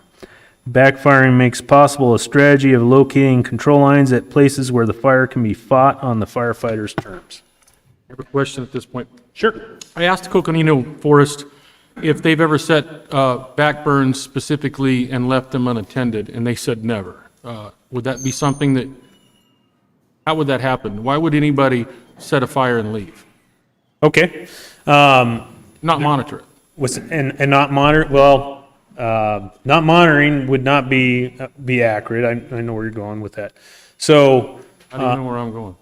well, because you're talking about Pinal fire in your previous hearings, so, or the fire backfiring on the Pinal Mountains in your previous hearings on the Telegraph fire. So, in the case where, and there's a couple of different ways to do this, right? So, we often will do a point and zone protection where we have perhaps a house, it's in a bad location, main fire's coming toward it, we have an engine company that scratches the line around the house, fires off, and has to go.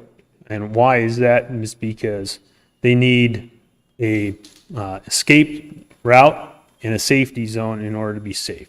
That would be the instance of being someplace where you're not safe enough to be there when the main fire comes through. The intention is that you come back in when it's safe to do so and pick up the pieces and see what you can do. It's used often. In the case of top of Pinal Mountain, that's exactly what, right? So main fires downslope of the Pinal Mountains, the communication sites, the summer homes, and all those high values, right?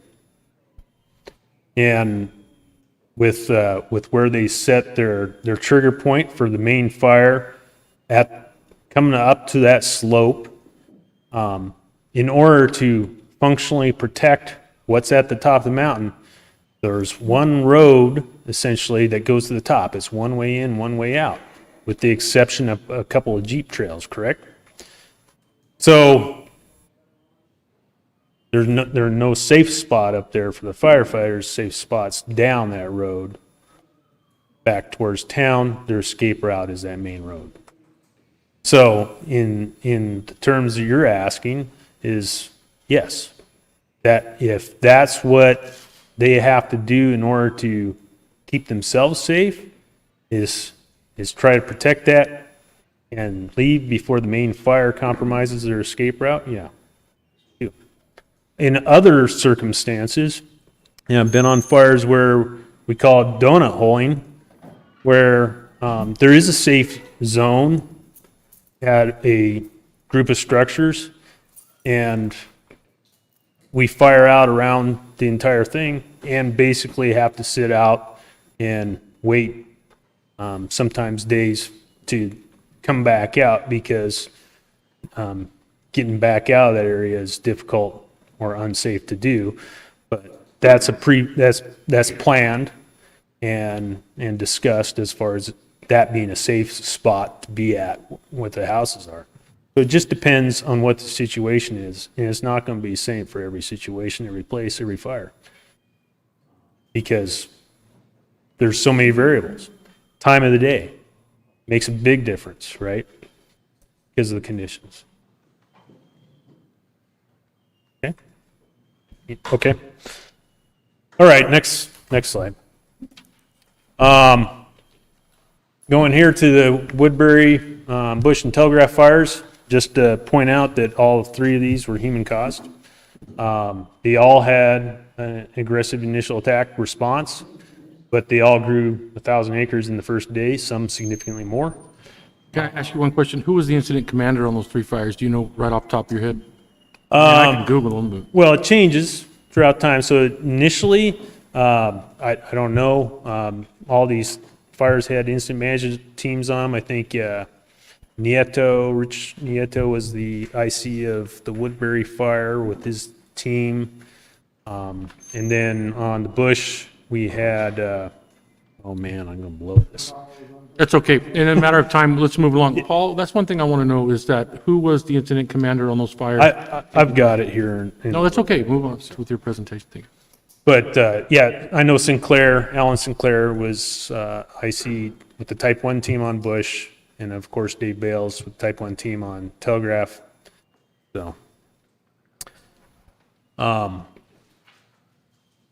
So another thing to be clear on is that all three of these fires had a full suppression fire management strategy.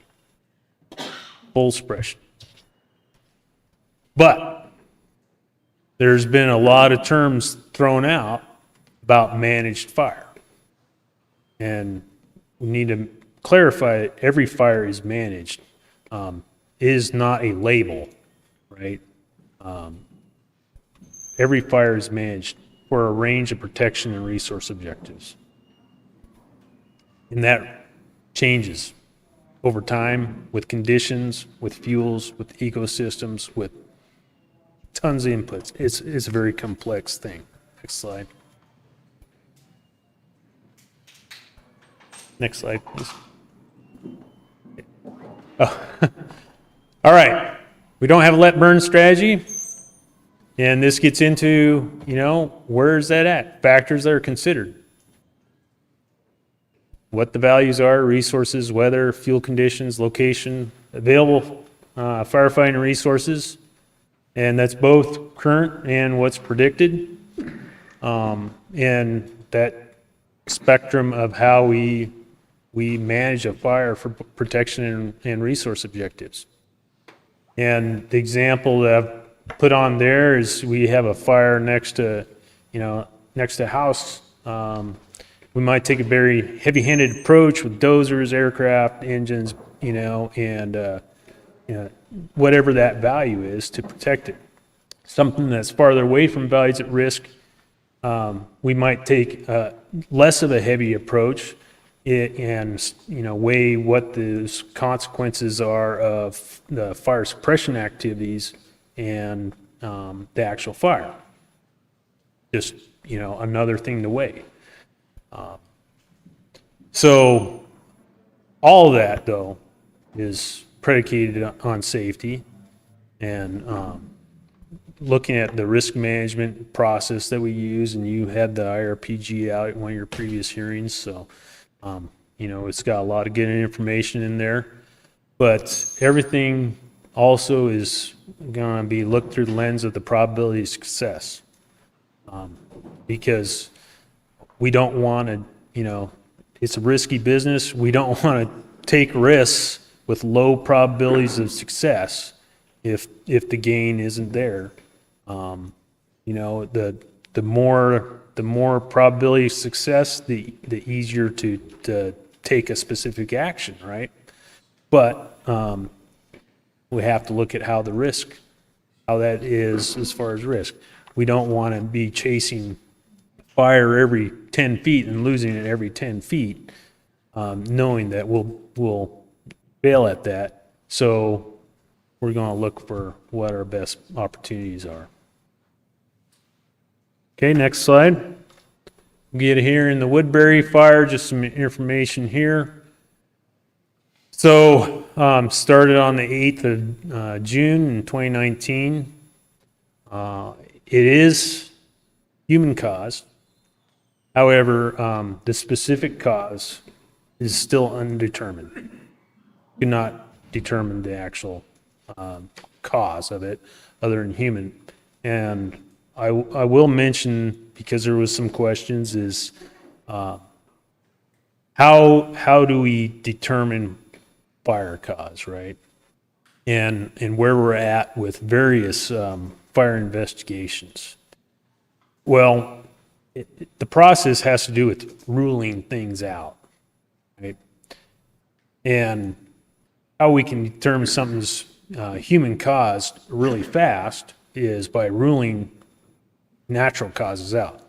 If we know there's been no lightning, there's no potential for holdover lightning strikes, because there is such a thing where lightning will stick around in a tree and burn it for a week or two before it actually gets out and spreads when conditions change. We know there's not been lightning or anything like that in that area, volcanic activity, meteoroids. You can really quickly rule out natural causes. So with the Woodbury, natural causes were ruled out. However, the specific cause is undetermined.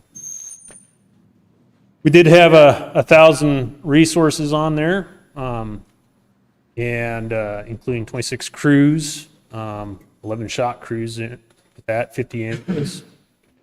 You can see it. We did drop over 1 million gallons of water on that with helicopters, and over 630,000 gallons of fire retardant on that. Next slide.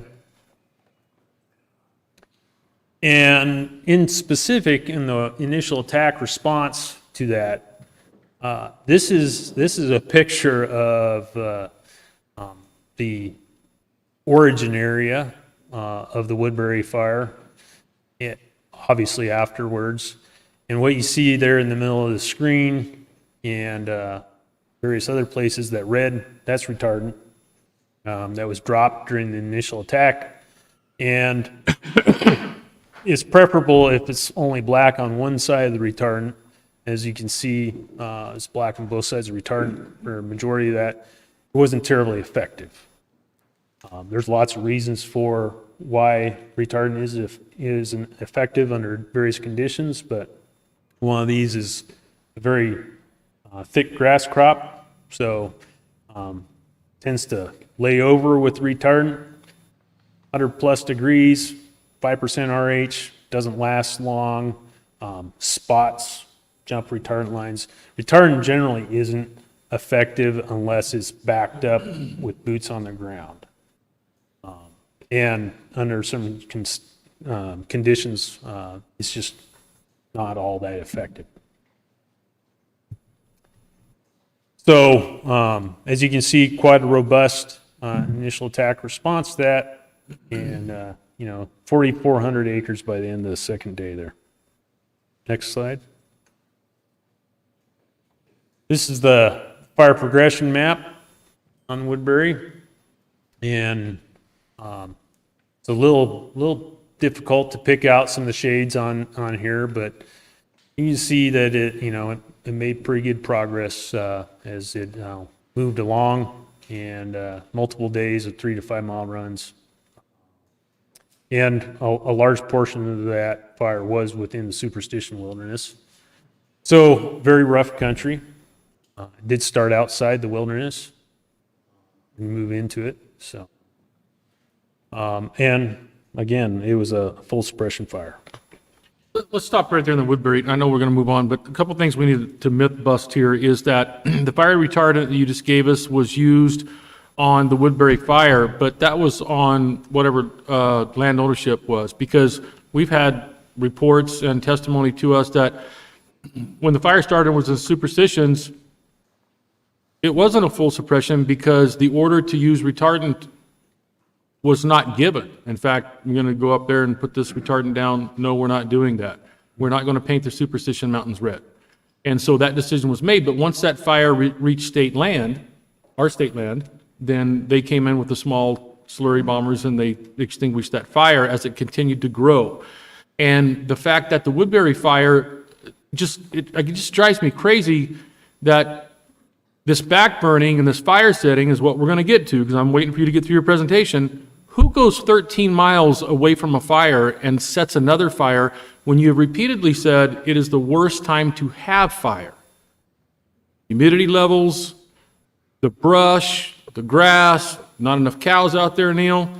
That's the problem. That's why we have carryover on our permits in the spring times, is to reduce those fuels called annuals and red brome, all the stuff you've said. That's why we have a carryover till May 1st, is to reduce those fire dangers to communities and to actually have economic input. But were you on this fire? Were you working for the Tano, and were you actively on this fire of the Woodbury? That's my question. No, I was not. Okay, then just... But I can address that your information is incorrect. This is a full suppression fire. We did put retardant in the wilderness. Those pictures, that picture you saw was retardant in the wilderness, and it was fought fully from beginning to end. Yeah, but it wasn't you. You weren't there, so I would just... thank you. That's what I need to know. If you were there or have insight and was making the decision as the fire and the aerial guy, because we have information, you're giving us information, we have to find the balance of what is the information. Sure. Okay, thank you. Please And continue. we have records on that, so. And matter of fact, in your binder, you'll see we included delegations of authority. We're going to go over those as soon as you get done. So, and in the delegation of authority and leader's intent, it makes very clear that these were full suppression fires from the beginning. Did you? All right. So, yeah, Woodbury, big fire. Let's move to the next slide. Bush. I was here. As a matter of fact, I was actually out there on the initial attack, just because of where I was at the time. So You were on this fire? I was on this fire firsthand. What role did you play for the tunnel? Your current position? My current position is chief, and on that day is also what we call duty officer, coordinate stuff for the forest. The bush fire started on June 13th, and right next Beeline, on the Beeline Highway, next to the Bush Highway intersection, hence the name. And this was a human-caused fire, and its cause is known right from the get-go because it was a vehicle fire that spread to the vegetation. And had an aggressive initial attack response with all of our interagency partners being as in proximity to the valley. We were able to bring on quite a few of our local agencies in as well.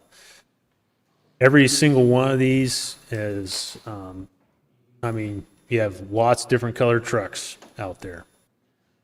So from the onset of this, we did drop, a couple 100,000 gallons of water from helicopters and over 600,000 gallons of retardant on this one as well. And in the sense of time, I've got additional videos that I can show you as well that are included, but that will take a few minutes unless you really want to see that kind of stuff. But let's go to the next slide. So here's what we had for the initial attack response. And where Bush was, started at 1:45, sorry, that's military time, 13:45. So we initially dispatched all those resources. See there, a VLAT is a very large air tanker. LAT is a large air tanker. Type 3 IC, basically right off the start. And the first priority in line with our firefighter and public safety was coordination with the firefighters and MCSO. Because of where that started, as you might be aware, large OHV areas, lower Sycamore and the Rolls. We had, several thousand people in there recreating when this fire took off. And that was the number one priority. And we actually had to push people back with MCSO into the bottom of Lower Sycamore. The fire pushed towards the only road out of there. And also in the Rolls, we were moving folks back and forth between some of the staging areas and from one side of the parking lot to the other as the fire rolled through. So that was our big focus, and the fact that we were able to get through that without losing anyone was a major success from our standpoint. It did jump the highway, and it jumped the median, it jumped the highway. We did have folks out there trying to prevent that. I actually dug a line around a little bit of spot fire and then realized that got a half mile down the road that we had way too much fire across the road. So it's just the way that day went. Next slide. So in that first 4 hours, huge public safety issue that we mitigated. I'm going to give you 15 more minutes. Okay. So we can get on to the public testimony. You bet. 24 hours is over 24,000 acres, 1,000 acres per hour. And it continued at that pace for the first 100 hours of that fire.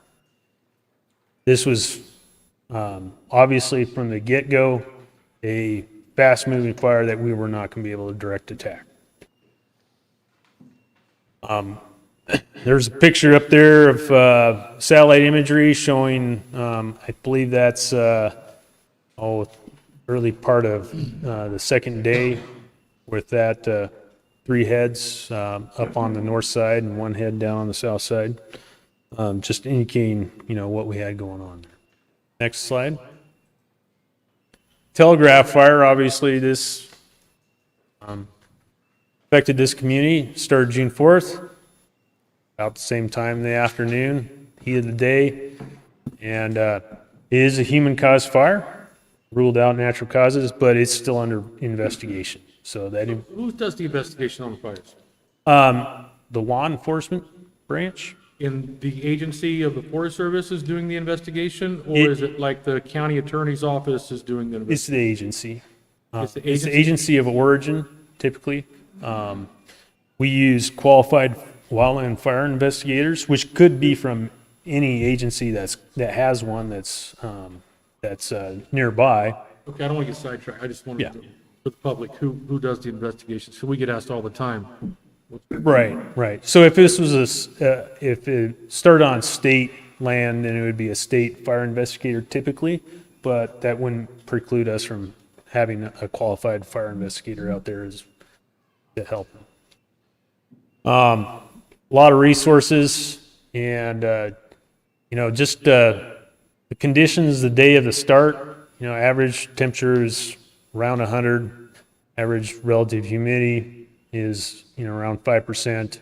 Wind speeds were, 9 to 15, and they built in the evening as well. And we did not get relative humidity recovery at night, and this fire went night and day.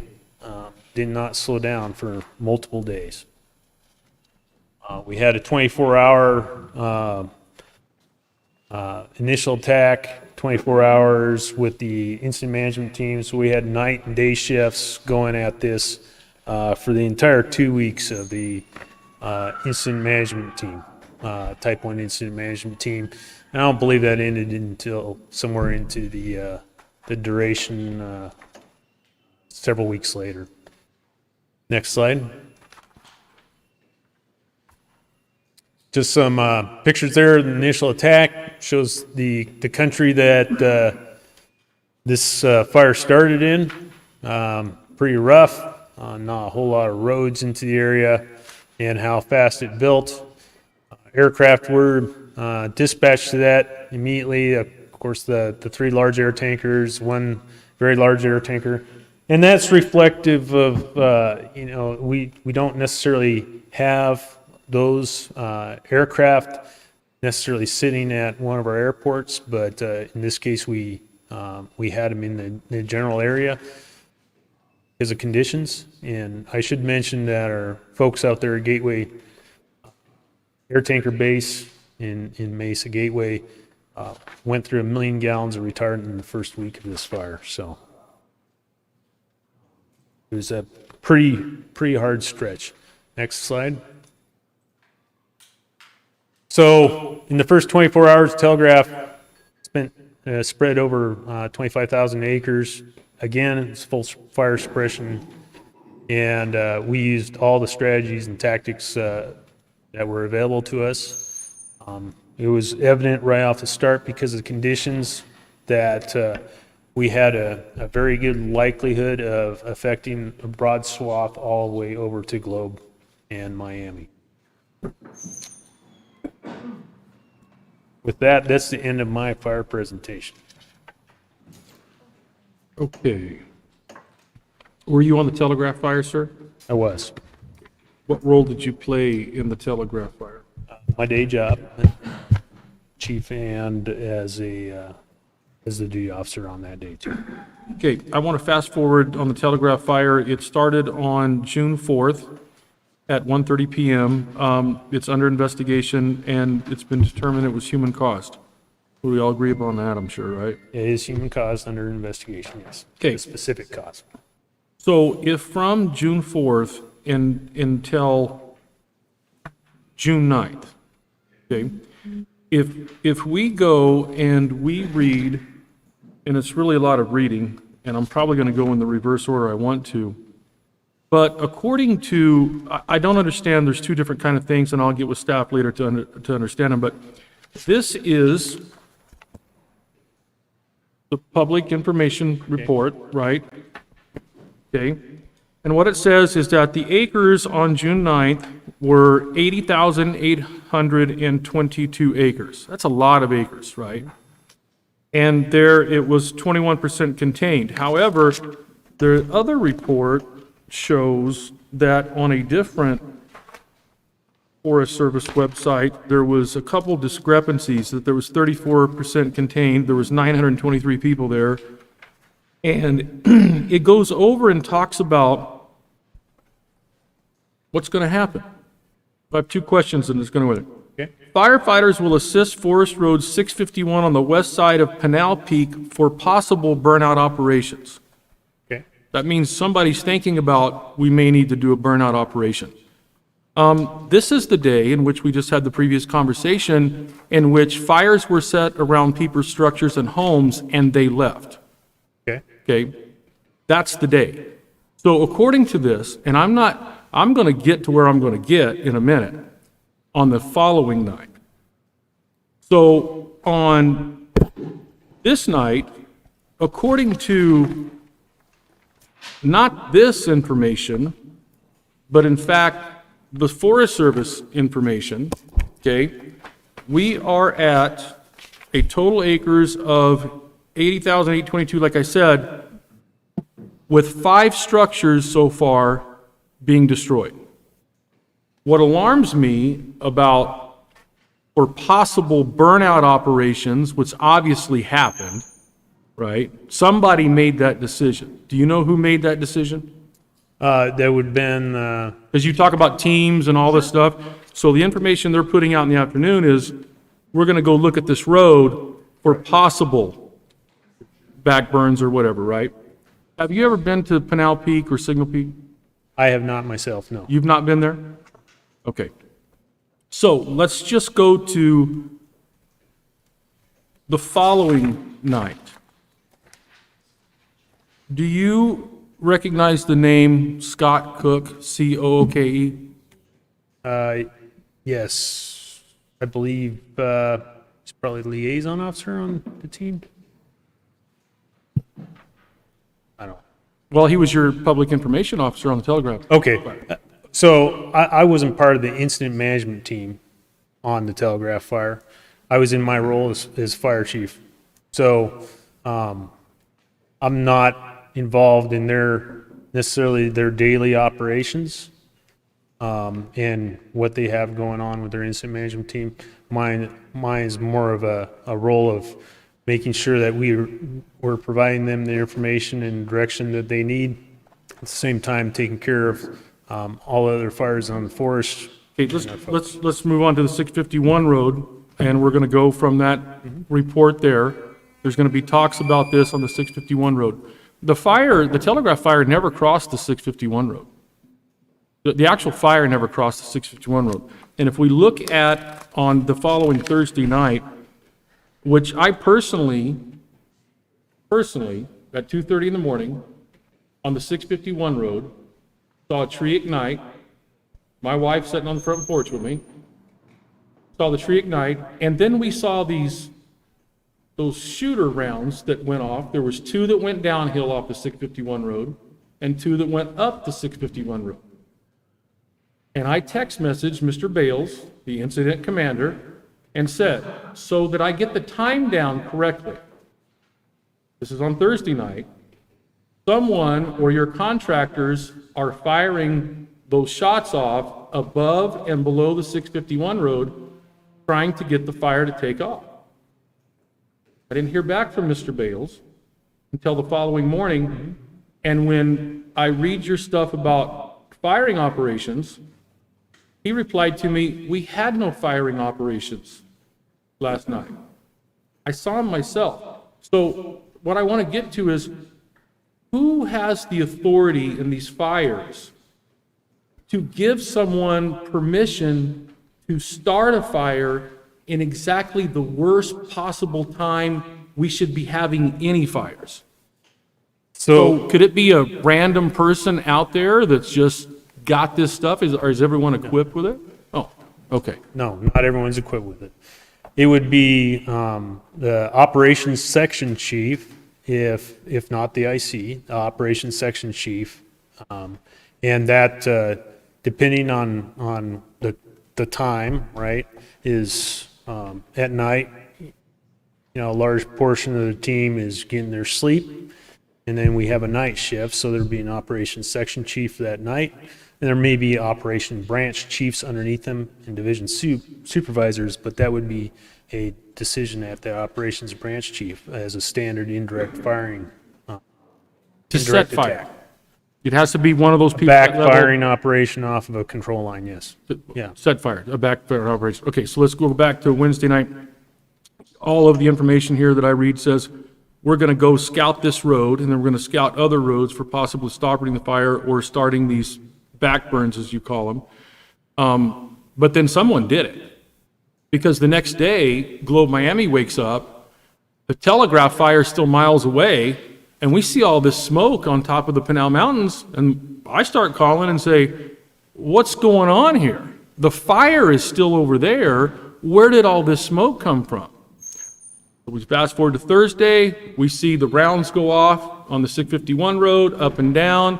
We contact the incident commander, okay, and I'm going to get to there. So Saturday, Mr. Cook comes over to my house and the state forester, and they're real nice, right? Well, one of them was. And so this is where we're going to get public for me. So I report all of this to the agency. And so I say, here are the facts, here are the messages, here's the information, here's your eyewitness. Could it not be that someone is out there trying to set a fire? Because we saw the two vehicles go down the road, downhill from the top of the Pinals. Okay? And I wanted to get the time down, is why we sent the message. We took pictures of the tree they set on fire. There's no fire anywhere. Tree catches on fire. We're like, where did that come from? And then we see the silver rounds shot downhill. Then we see the silver rounds shot uphill. And then we contact the incident commander. So as we follow through to Saturday, right, there's only a few hundred acres burned, but when we go from that day to 2 days later, over 20 structures have burned down since then. Okay, so I want to find out who has the authority to set these fires, because the next day, my son's up from the house, and he sends me a picture.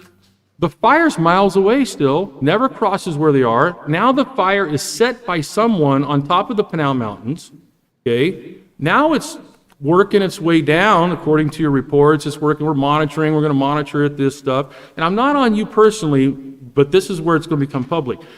So my son says, I'm up on the ranch, Dad. What are all these red gas cans doing setting up here?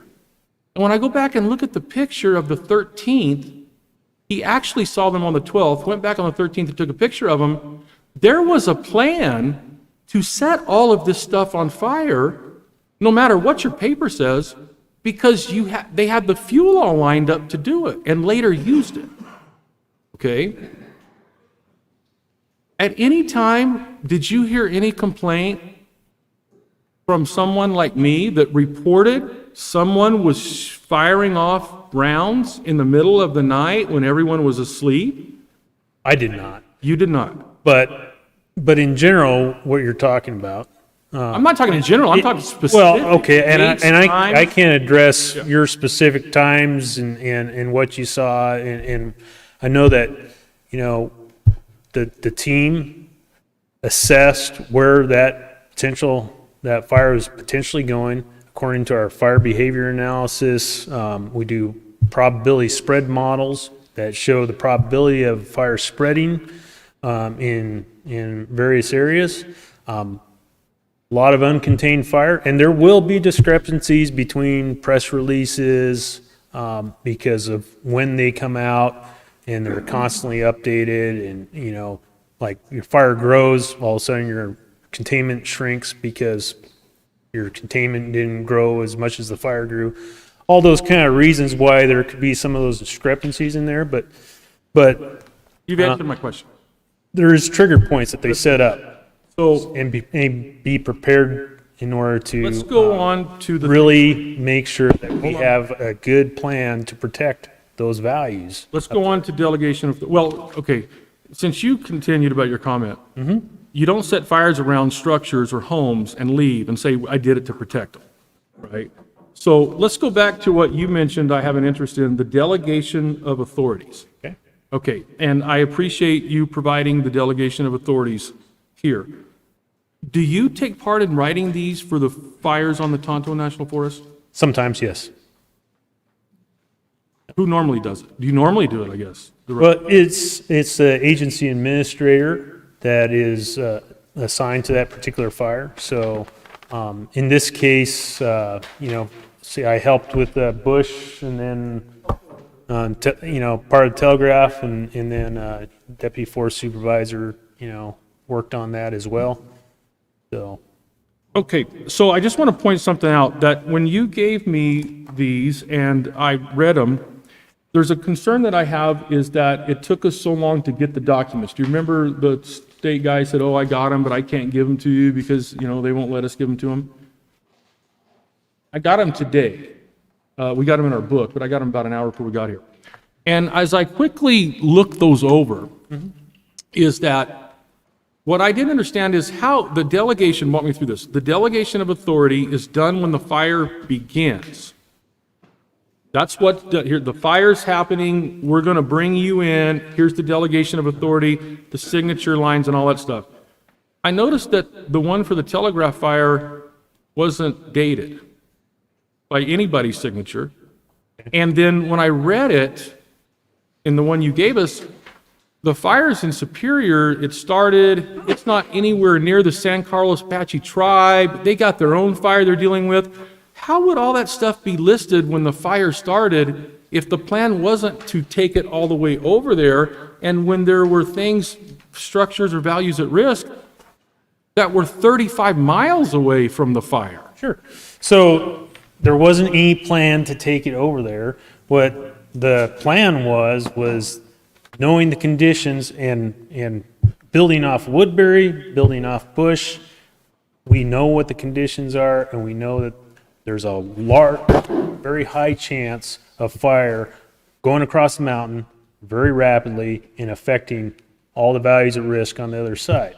So we draw a planning area, right? And part of the intent on the planning area is to try to encompass all those resources, and we have data in our wildland fire decision support system that when you draw a box, it pulls in the spatial data Thank you associated. for calling it a box. I will call it a box. That's we not understand. but box, the big box, as you're alluding to, is not.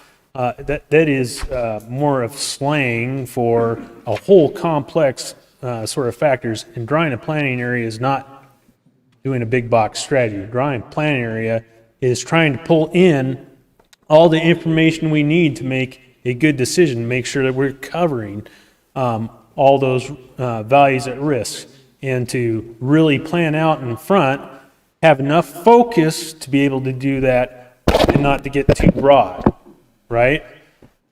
So that planning area can change as the fire moves, but we knew right off the bat that especially when that fire jumped the highway there by Superior that first afternoon, evening, is that we had a really good chance of having to fight fire on the other side of the mountain, just from conditions, so. Back to the delegation authority. So, Mr. Cook, I'm so sorry. Are we referring only to the Telegraph right now? this is a Raphael Fire delegation of authority, and I want to ask a simple question about this. Okay, there's 4 fires, you can ask any question. I'm confused which one we're talking about right now. Telegraph. Yeah, Telegraph, okay. Okay, well, so if you remember, we asked for the 4 delegation of authorities for the 4 fires we were looking at, the museum, the Bush, the Telegraph, and the Woodbury. And we got all of this stuff, which was none of what we asked for. And I said, we're gonna get it, now we're just getting it. So the thing, we want to just get rid of conspiracy theories, right? And black helicopter ideas. But what alarms me is that in the Raphael incident, the delegation of authority, which is written up at the beginning of the fire, right? It can be modified throughout the fire. For But example, there, okay, and once again, members, there are signature lines and dates of a delegation of authority that begins when the fire starts. So you can revise it all you want to, but the state of Arizona needs a signed copy when the fire starts and we go into business and contract together. That's our money, that's our people, that's our stuff being spent.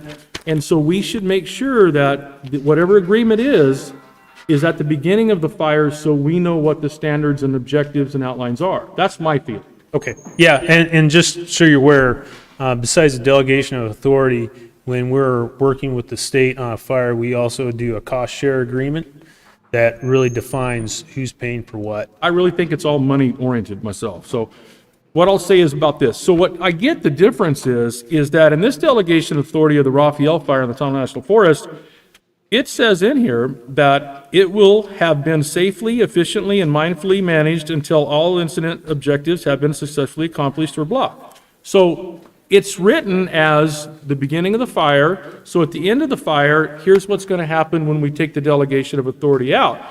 But when I read the one for the Telegraph fire, which there's no date by any signatures, it's past tense. That leads one to believe that the reason why we couldn't get it when we officially asked for it was that, oh, we're going to lock it up and I can't get to it. But now that when we finally get it, it's written in past tense that the fire's already over.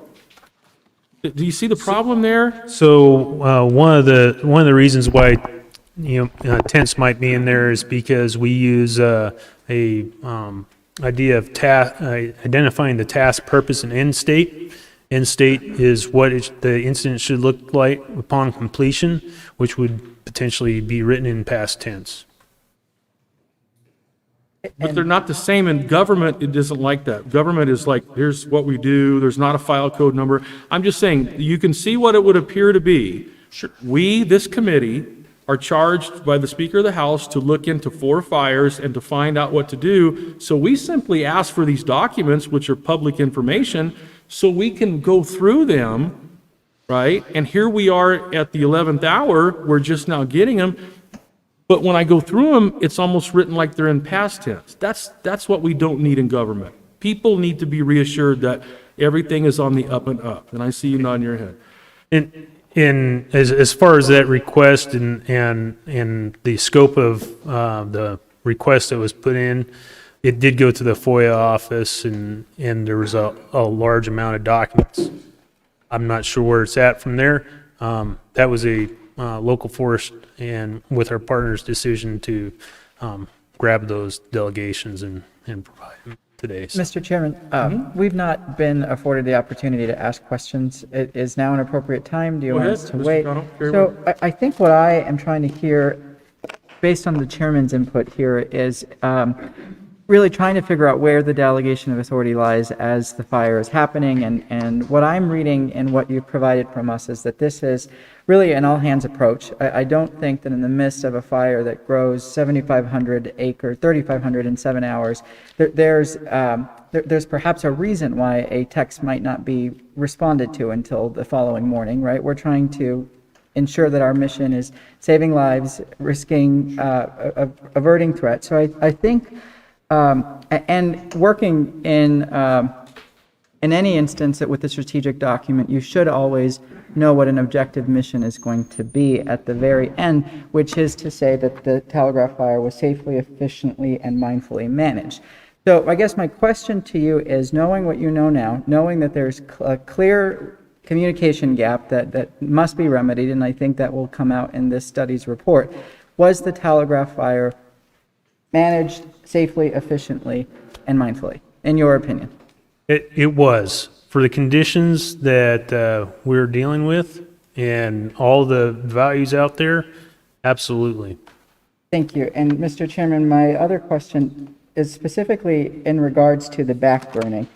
Can you tell us a little, I mean, it's in your FAQs that you provided to the committee members here.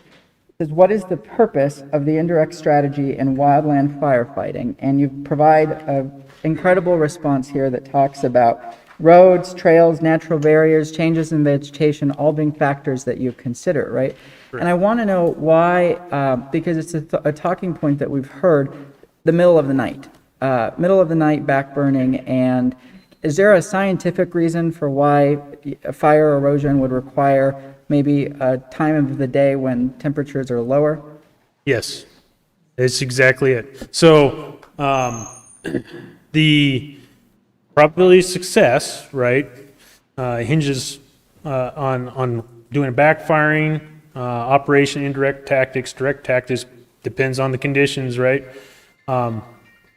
Now, not every night, as was proven on the Telegraph fire, does things ameliorate overnight with, relative humidity recover, cooler temperatures, the winds die down.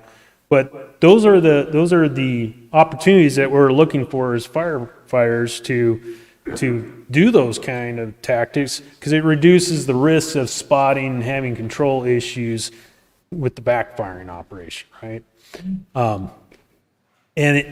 But even with the best forecast, you can wind up where your backfire doesn't carry, and therefore you're not successful, or you can have conditions that are just they're not great.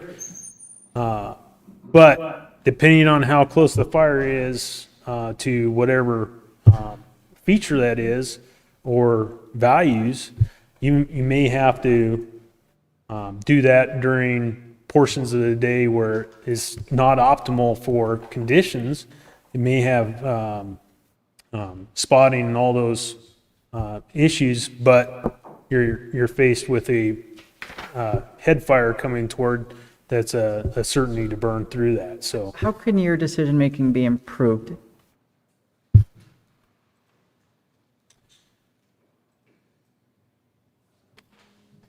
well, I think there's one of the things that we can use advancement on is more of real-time information, real-time fire perimeter information. Oftentimes, what that looks like down the field is morning updates with infrared aircraft perimeters, whereas sometimes you can get aircraft like Colorado State has multi-mission aircraft that can fly during the day. It has equipment to see through the smoke. There's some other options as well that are out there that may or may not be available because there are very few of them. The more real-time information we have, the better decisions we'll be able to make on the ground with knowing where the fire is specifically at all times. But that's all technology that our agency and other agencies are working on, but it's awesome. Thank you, Mr. Chair. You're welcome, Mr. Connell. Go ahead, Mr. Yeah, I have a question, and it doesn't necessarily mean on the initial response on these fires, but it seems like when you get basically up in the tall timber, we get lightning strikes, and it seems like we kind of let it burn just a little bit till we. That's just my interpretation. I'm not sure what the management is, but it seems like one of these drought conditions, we would try to get airplanes in there and putting it out as quick as we can at 5 acres, and typically it's only when it's like close to Pine Top or close to Show Low. Is that am I wrong in that, or is it because they normally burn out anyway, or it seems like when conditions change, we should be tackling these things using money. Sure. Resources. Sure, I get your point. So how those various fires are attacked depends on. Obviously we're sending resources in on the ground, but as far as what aircraft we may have to send to that initially, it depends on what goes on. Like the large air tankers, those are national resources. We might have one, sitting on the ramp down there at Gateway, that gets loaded up and winds up flying to, Southern California for an initial attack at any given time, right? That we have that air tanker base open. So there's a lot of factors that may preclude that, but as you saw, kind of how we beef up our response, and then we have those response levels. You know, the higher the response levels, the more stuff we send initially. For example, we would send in extreme conditions, we would send our helitack crew to a fire. Well, we only have one of those. So, you know, one fire, that one's gone. And, you know, if we don't have more helicopters in the area, then, you know, the next fire doesn't get the same response. So there's a lot of factors, but yeah, we do beef up. I'm just wondering if, because I know sometimes they burn out quickly, there's not, you know, but it seems like they attack them, or we see reports, it's next to structures, and so we're going to attack it immediately, which means to me that if we have the plane sitting on the ground and it's 30 miles out in the middle of the forest, we're not going to attack it immediately because we're going to kind of see if it's going to burn out or not. I guess that's what, if you do it one way around structures, which implies you're not doing it that way out in the public. And so I was just curious, from a state resource, do we need to, as we look forward, is there something that we should be doing to help provide partnerships and money on standby and Well, certainly the closer to values at risk a fire is, you know, the more justification to get additional resources there, including aircraft, is going to be there. Well, I'm just trying to figure out from a state resource what we can do to help. You know, the state's been great partners. You know, obviously they're a relatively small organization compared to the Forest Service, DFFM, and I'm sure they could use more resources. But they've been great partners, and they bring a lot to the table. They are our conduit to being able to get all the local and municipal departments as well, and as hopefully we'll talk about, a lot of the restoration and fuels treatment work that we've got that needs to be done. So how would I find out who gave the order to ignite fires on June 9th and on June 13th? So we'd have to look into that with the records and see who that was, but certainly is going to be sitting with the operations section chief at the very least for that night. I mean, that's something we would have, is the record of Who was in what roles? Yes. who was in what role, made the decision to ignite fires on June 9th and on June 13th. And actually, that's what worries me is about June 10th, when you contact the guy and say, do you see this going on? And he comes back and says, no, we didn't have any of that last night. It makes me think somebody's out there acting on their own, and then you see two vehicles leave, and you could say, oh, there goes those vehicles. And you're going to hear another witness that saw it. I have no more questions for you. I can't thank you enough, and I thank you for the backburn information. It's what I need. I think the committee and you talking about what resources were used, because we're going to find a balance of a lot of this stuff and what the cities, municipalities, these people need. Thank you for what you do. You bet. All right. You bet. And I'll make an offer, if you have additional questions, you know, you can call us. You don't have to. Well, you call him, yeah, for sure. Right. I appreciate that. And in fact, I may follow up before our next hearing, which we'll announce at the end of this, and just maybe get some more information, because it's time now that we get rid of this. We're going to move on to water quality. Someone's got to see the price tag of not only what we're spending on fighting the fire, but all of the money that it costs after the fire, and then water quality issues and all the stuff.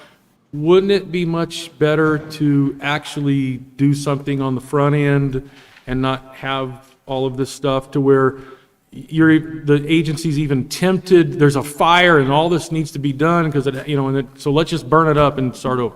Well, certainly an ounce of prevention is worth a pound of cure. Thank you. Thank you. We're going, Neil, did you want to say something real quick? I know that you're running out of time, right? Well, we're not, yeah, we're going We to. did have two more shorter presentations. If you want us to cut those, I want you to wait just a minute. okay. If you'll wait, and because I've got questions about the WOTUS and what you've brought up, you've given us new information. In fact, you're invited over to the house for dinner tonight if you want. Really, I mean, there's questions about the sorrel cactuses and what those points are and the information you've given us today. That's why I try to front-end load everything so we can get it all ironed out before the hearing. So I may ask you to come back to Phoenix on December the 8th. They're not going to do their presentation. They are going to do them, but let's wait. The public is what we're here for, who represent. So with, you guys okay with that? Let's hear from the people? Yeah, okay, thank you. We've heard enough. All right. So, Mr. Dunn. All right. 2, 4, 6. We have 8, Mr. Chairman, we have 8. You go first. You go in particular order? This is how they were presented. It's hard to read the last name, but Alexander Duluma? Uluma? Yeah, I'm affected by both the telegraph fire and the first flood. Telegraph fire was within, I literally could see it from my back door. Being on oxygen, I had to be back there for 2 weeks, so that beat me up financially. And then, when the first flood came, the burn scar flooded my yard. It dammed up part of my yard, destroyed a lot of the fences.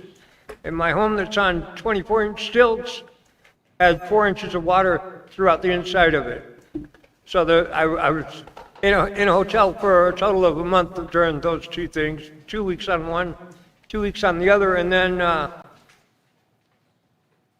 company that thought I was insured came in and dried my house and literally destroyed it. It's a 100-year-old home with gypsum board as opposed to sheetrock. And they didn't know how to deal with it, so they destroyed a lot of it. And trying to find resources to help fix any of this or repair any of this or clean up the yard or even throw away a lot of the crap that was destroyed by the water is slow and hard to do. And well, my neighbors have been great because I have a Rottweiler and they all know him. So I've been lucky to keep the fences down. They all enjoy him. But there's just, it's devastating how much stuff I'm dealing with and trying to figure out how to deal with and find resources to help with it. So let me interrupt you there, sir. Give us your address, because, I mean, I know the area. You said the first flood. Where's this at? I'm at 162 South Michaels Lane, Miami. just south of the highway. My house was flooded, and the house right next to me at ground level, they were condemned. It's just finding the resources to deal with this. Fortunately, a few people have helped me some, and Salvation Army did help me a great deal. It's just being handicapped, it's a little bit harder to deal with a lot of these things, and I'm just curious as to where the help is and where the resources is to deal with some of it anyway. So the town of Miami? And what do they tell you when you say you need to dump these, or can you put it out on the curb and the town will come pick that stuff up, or do you have? No, they've got a dumpster out right on the street now. Okay. But finding help to move the garbage, well, I have help now, but finding help to move the garbage, because I can't physically move it myself. Right. Anyway, it's just been a devastating mess, yeah, and then the dam that the burn scar from the fire created is what did a great deal of the damage to my home itself. It's having to evacuate twice was, it's just a surprising mess. And You had to leave your home because of the fire, and then you had to leave the home, you left your home after the flood, of course. yeah, I had to leave because of the fire. I could see the flames from my back door on the other side of the wash. And then the flood, well, I had 4 inches of water on the inside of my house, 2 foot off the ground. I literally watched my dog swim through my front yard. So yeah, I got out and had a company come in thinking I had insurance to try the house. And they destroyed a lot of it. My question, sir, personal, you brought it up, did you have insurance? I had homeowner's insurance, and the man, when I called, said yes.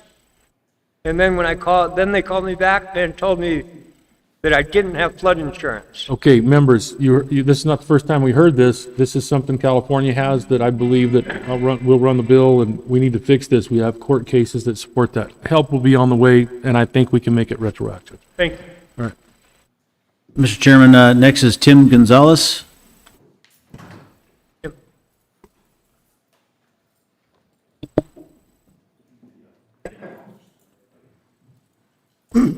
Yes, my name is Tim Gonzalez. I live in Claypool, Arizona. I wasn't affected by any of this, really, except for being helping my friend Andy here.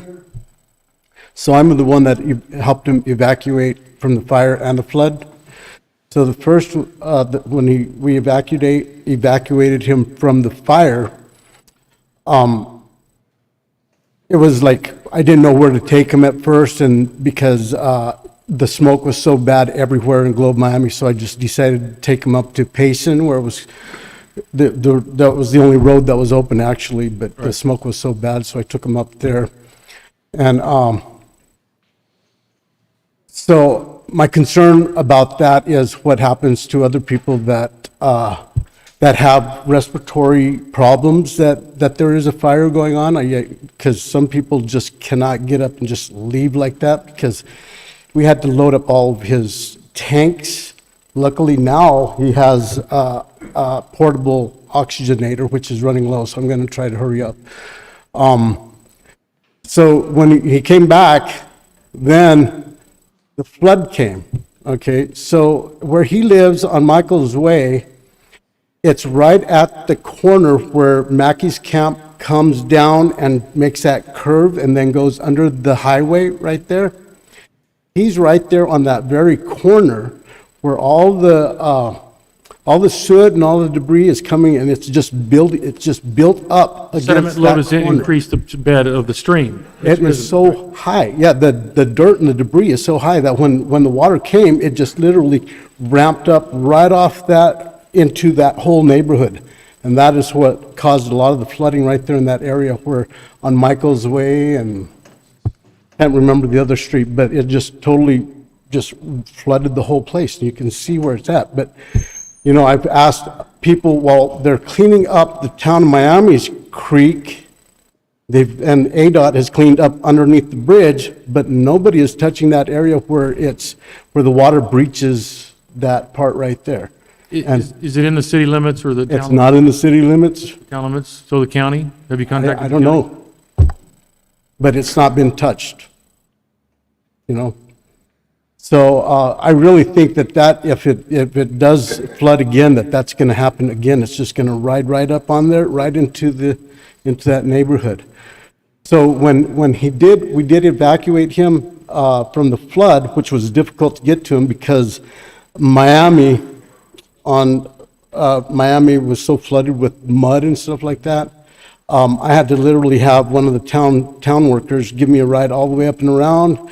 And then I got to him, then I went back, got my van, came back up, then went back and took him to the motel. There was one lady that was living with him, just did not want to leave. And then finally I came back and said, no, you really need to leave. And so I took her to where I thought was supposed to be the emergency shelter. Okay, they said there's going to be an emergency shelter.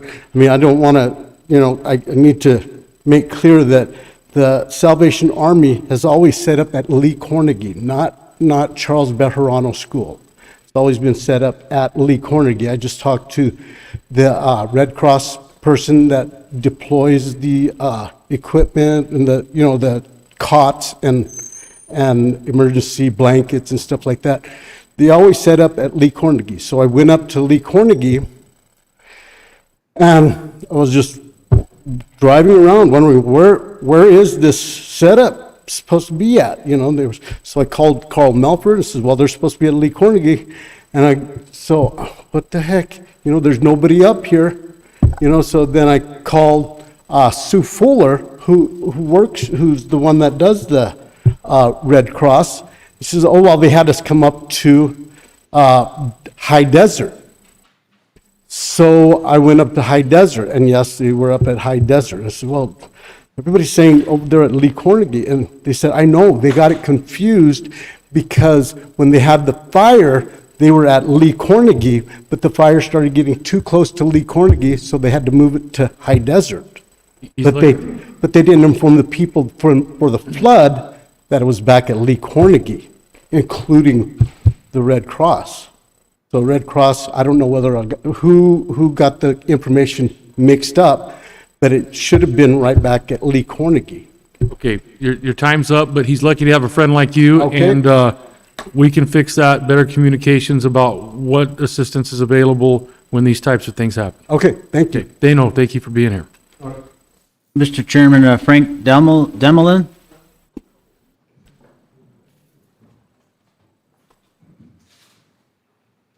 Tell us who you are and who you represent.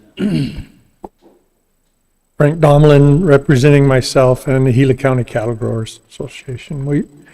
I spoke on the first meeting down in Phoenix.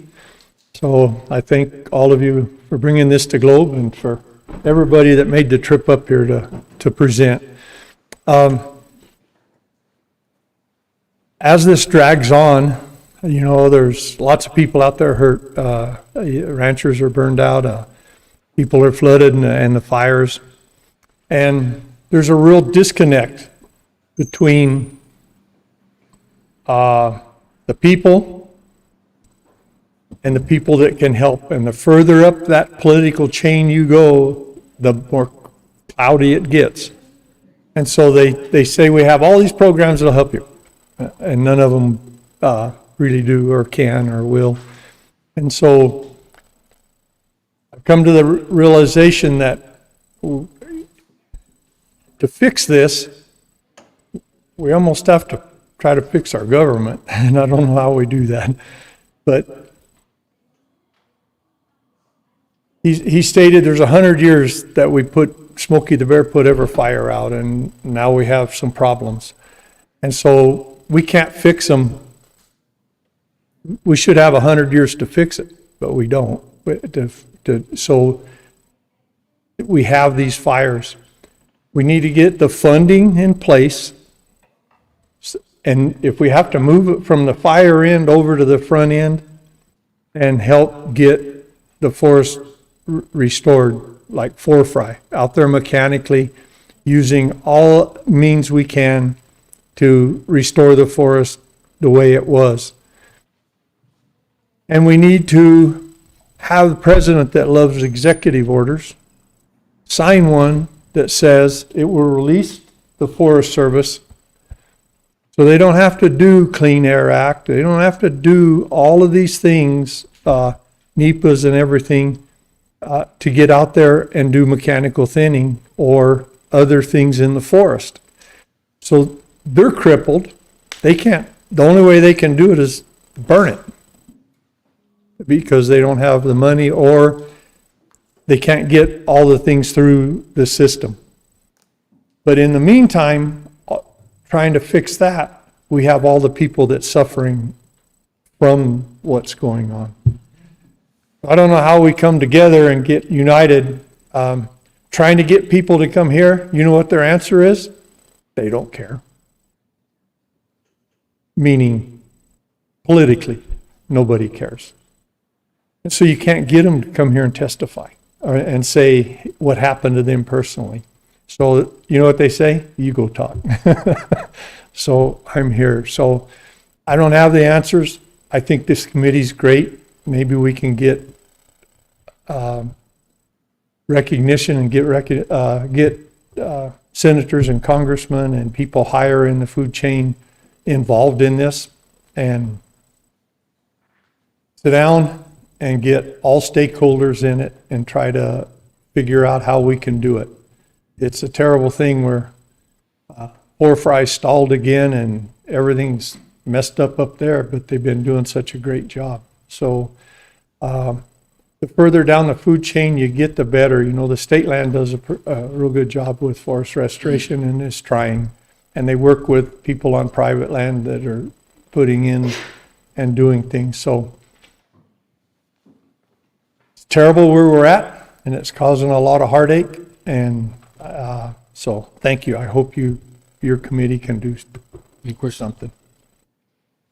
Good, I actually just want to share some recent developments that might give you some hope. So just today, I want to make sure I get the names right, but the U.S. Forest Service Chief Randy Moore just been in Flagstaff, and he announced up there that they are committing $3 million for watershed management, and then, no, that's 3.5 million for watershed management up in Flagstaff, and then a 3 million contribution or relief help for the estates that are affected by the flood. So that is just newly breaking news that's happened. And then I'm so glad you mentioned the Fry, because he has also committed to starting up Fry again, because they have been stalled, but they've got a new plan and it's all laid out. But all of that is starting to come to fruition. So I think we've kicked up enough dust. I think there's been a lot that's out there that there really is actually starting to have some federal funding coming back our way. So I would say don't lose hope. Keep telling your story.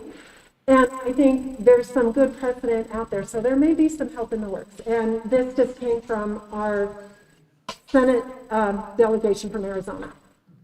Good, thank you. Mr. Tomlin, I want to echo what the new senator just said, and I want to publicly congratulate Kirsten Sinema for getting the chief here this week. That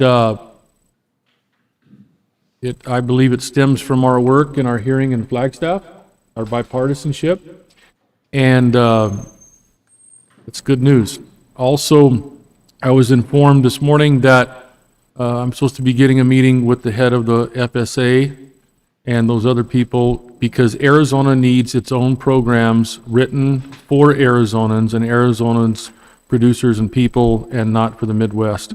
And we heard a little bit about that at FEMA, and everybody says, well, it's for the hurricanes. Yes, but also for earthquakes in California, big two population areas, earthquakes and hurricanes. Other than that, we'll never get that. And I think we're going to make some headway. We're going to have legislative changes together. I don't see how we don't agree on what needs to be done. Thank you. Mr. Chairman, next is Marino Gonzalez Jr. Still here. Mariano? Okay. Megan Dixon? Ish. My name is Megan Dixon. I represent myself as well as most of the El Capitan community. And out of 20, I think it was 22 structures burned, 13 of them were in the El Capitan community. And we are also a contractor contracted by the county with all the flood mitigation. Sorry, I'm going to get emotional. It's been hard. Sorry. Take your time.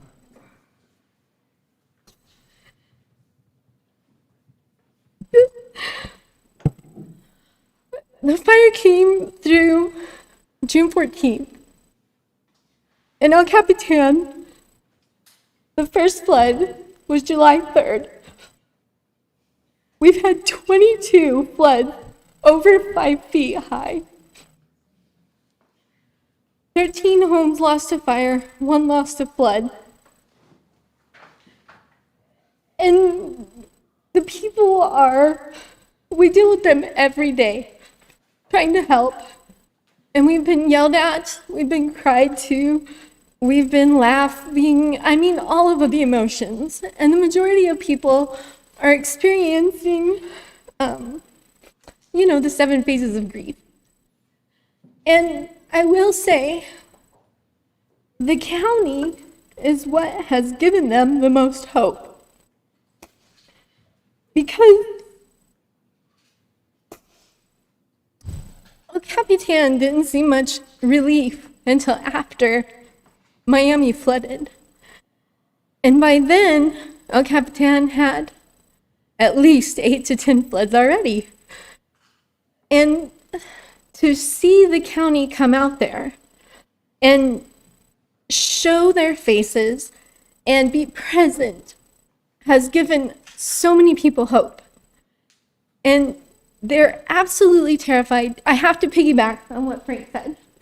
They won't come because they're afraid that people don't care. There's been a lot of promises made and not a lot of follow through with some people. And a lot of the people that we've helped as contractors throughout Gila County, they need this help to continue because a lot of them are elderly, they're handicapped, they cannot do the physical work that these contractors are doing. They don't have the machinery, they don't have the funds, they can't pay for it. And I have seen many people pay to get through the fire, to pay for new fences for their ranches, and then the flood comes through and takes it all away. And they can't afford to do it again. They can't. I've had people cry on my shoulders about their dogs that have drowned, and it's hard, and it's a lot. And I will say, I mean, Woody Klein has been awesome. 600 pounds of native seed donated to the El Capitan community. I mean, Carl and Justin and Steve Sanders and Jerry Irish, these are the hope for those people. And they come out and they show their faces and they follow through and they show that they care. And I cannot stress to you enough, not just in El Capitan. We've worked from, I mean, I don't know if I'm supposed to say names or not, but we have worked as contractors from Jane Hale all the way to the 77, helping so many families with, even in Miami, with the flooding. And to see that end would be devastating for this community. I mean, financially, emotionally, it would just devastate so many people. I mean, we cannot get to these homes fast enough. There are many people, as mentioned before, that are still out of their homes. They're living in Payson. They can't afford the fuel to keep coming to work in Miami, you know? But they're doing it every day because they love the community. And if there's anything, I mean, I don't know because I don't know federal funding. I don't know all of that stuff. But I know that what the county is doing is working and helping these people. And I do know from firsthand experience and working with all these people that if it ends, it's going to devastate many people. So, pretty much what I have to say. Representative Connell. Thank you. You're welcome. Thanks for your courage. I've worked in county government for 10 years, and I think local politics and organizing is really where it's at. We saw similar success in northern Arizona, and I think I'm optimistic that with the folks on the ground, we'll continue to send relief. Thank you. And I agree. I mean, what you're doing today, and I'm not trying to be rude, I'm not trying to be mean, I'm saying from a personal experience, we live on the back of the Pinnell Mountain. The 14th, when the fire came through, we lost part of our, part of our home melted, we went through all that. And to hear you hold people accountable is excellent. I mean, I'm not asking for anybody to have a finger pointed at them. I don't want fingers to be pointed at people. And I know, the truth is going to come out in the end. And people need to hear that. But I think that you're taking the right steps in the right direction. And I know that there is a huge concern I know there's a lot of talk about monsoon season continuing and the flooding and what's going to happen.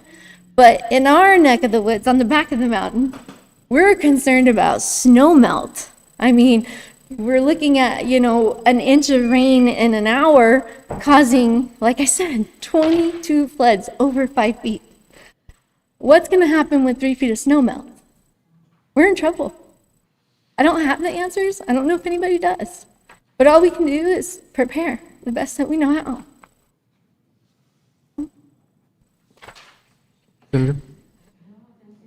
Sharing, and I'm glad you mentioned the snow melt because that is something I've been thinking, just trying to understand when these fires occurred and what the landscape looks like. And for sure, if we're not dealing with monsoons, we're dealing with runoff in the spring. And you raised an excellent point. But thank you for listening. Mr. Dunn? I'm good. You're good. Just thank you for being here for your testimony. It does help. I have one question. There's an 80-some-year-old woman over there that lost her husband. Yeah. She's got Sylvia a Barrett. drag that she used to pull behind a pickup truck and all that stuff. And how's she doing? She's doing good. Okay. She is. She's doing really good. We talked to her today, actually. Good. She called me about every week. She's so amazing. I haven't heard 82 from her. years old. She's like taking care of I think she has 30 something, 40, 50 acres out there. Right. You know, and I think the biggest concern, I know there's a lot of ranchers out there. Fencing has always been an issue for all of them. Some still don't know where their cattle are, but it's hard to say. I hear you. Yeah. Thank you. You're welcome. Mr. Chairman, next is Diana Cook.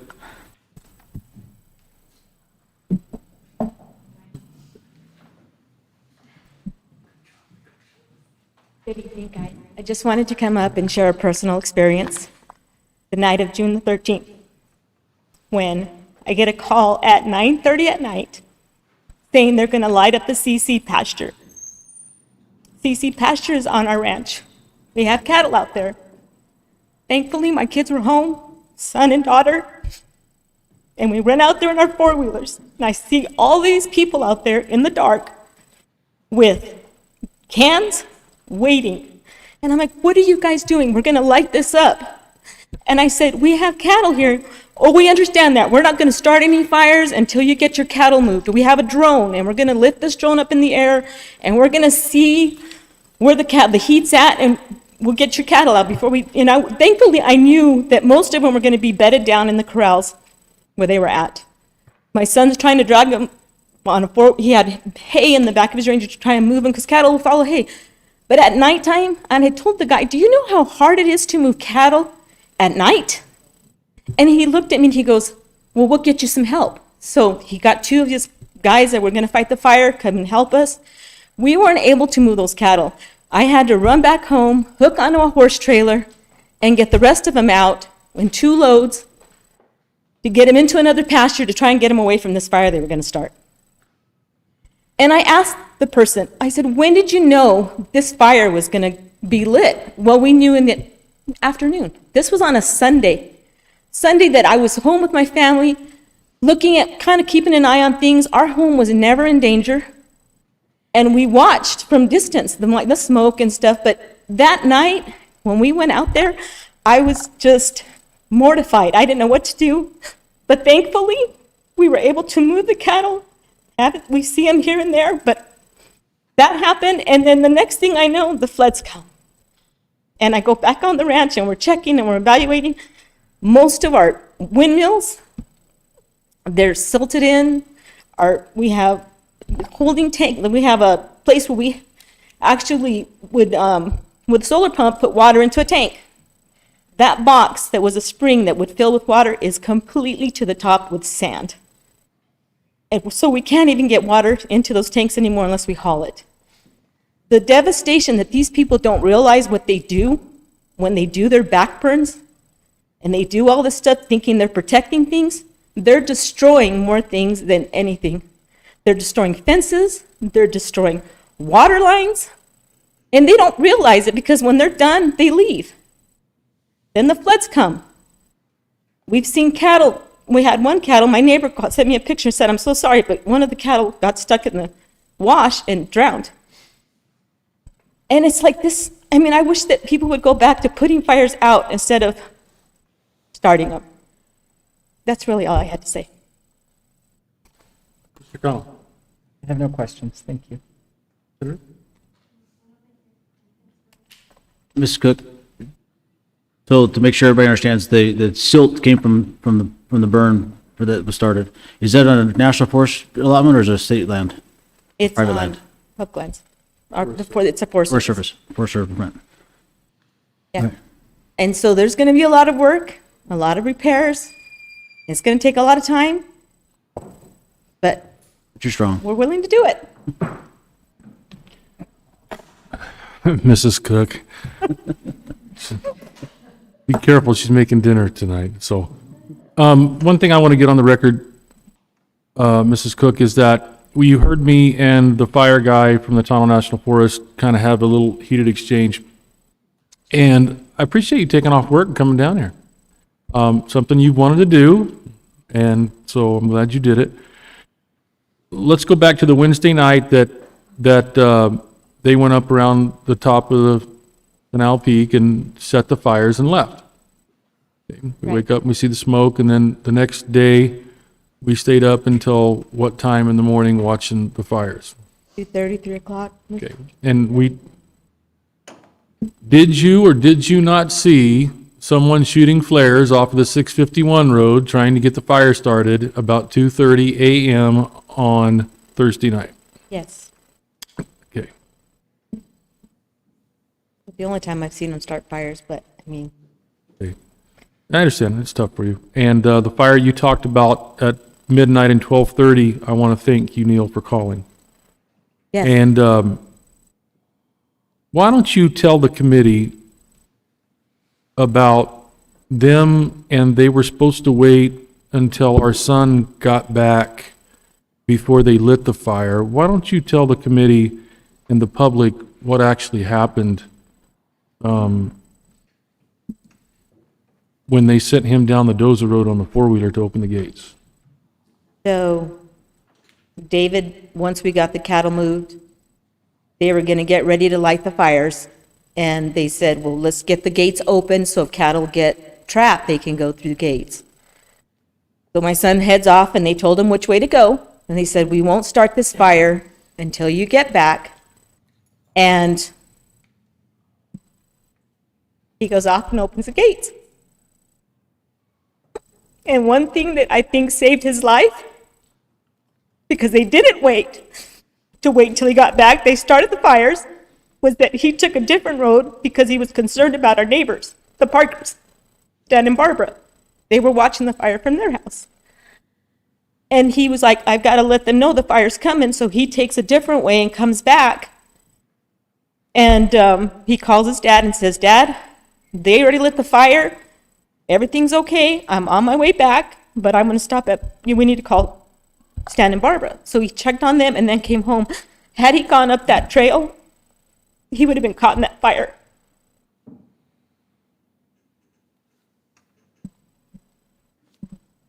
But thankfully, he's safe. Sorry.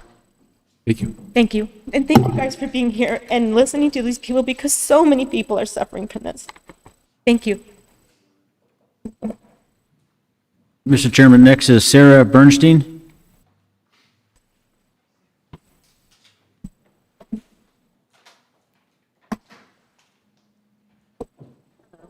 My name is Sarah Bernstein, and I just come here as a community member.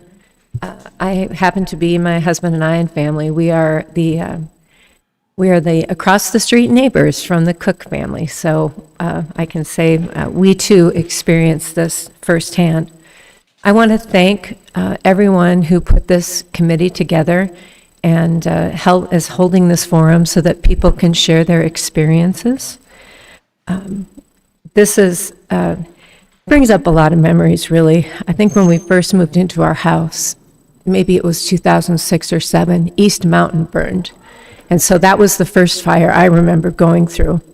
And then I think in 2017, the front of the Pinals burned. And we had front row seats to that experience as well. I have to say, in 17, it all began for me. I came home on a Friday morning to find five fire crews in our front yard. And I can say that people were very gracious, very, very supportive, and really just stayed with us and did everything they could, helping us with fire lines and whatnot. This past fire, though, seemed a little bit different.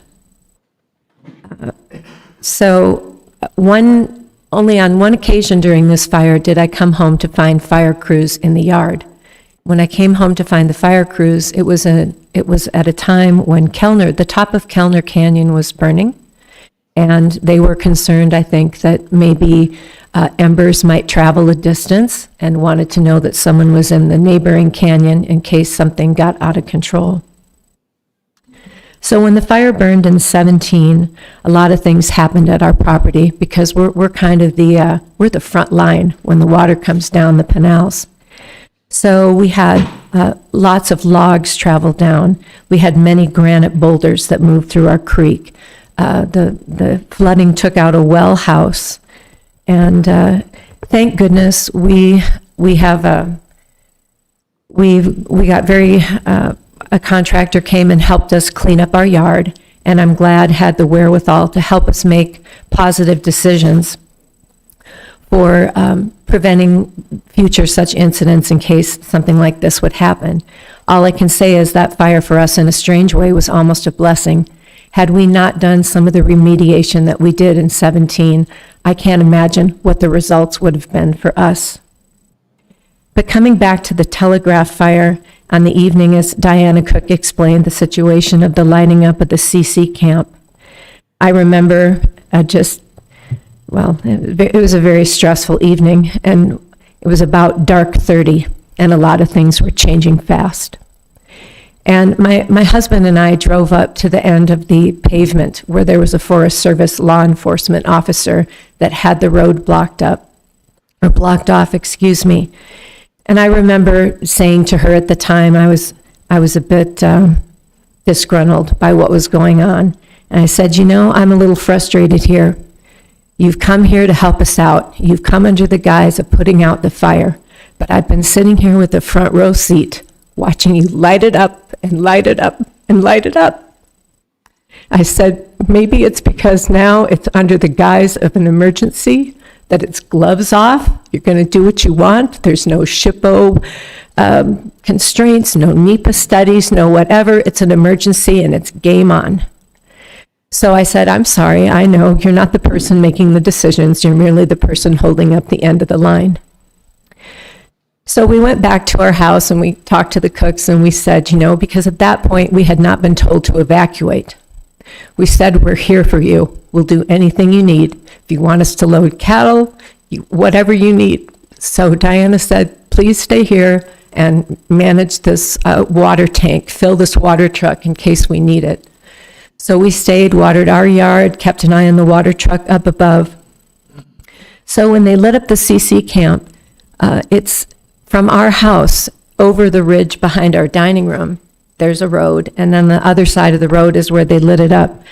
One thing that I thought was interesting is during this fire, which was quite different from the fire in 17, it seemed like all the firefighters were from the law enforcement officer going towards the canals, that all crews were on the other side of the pavement. I was not aware of any crews that were left in the canyon in case any of these embers would have come back and come to the other side. So I thought that was a little concerning, considering how mindful they seemed in 17.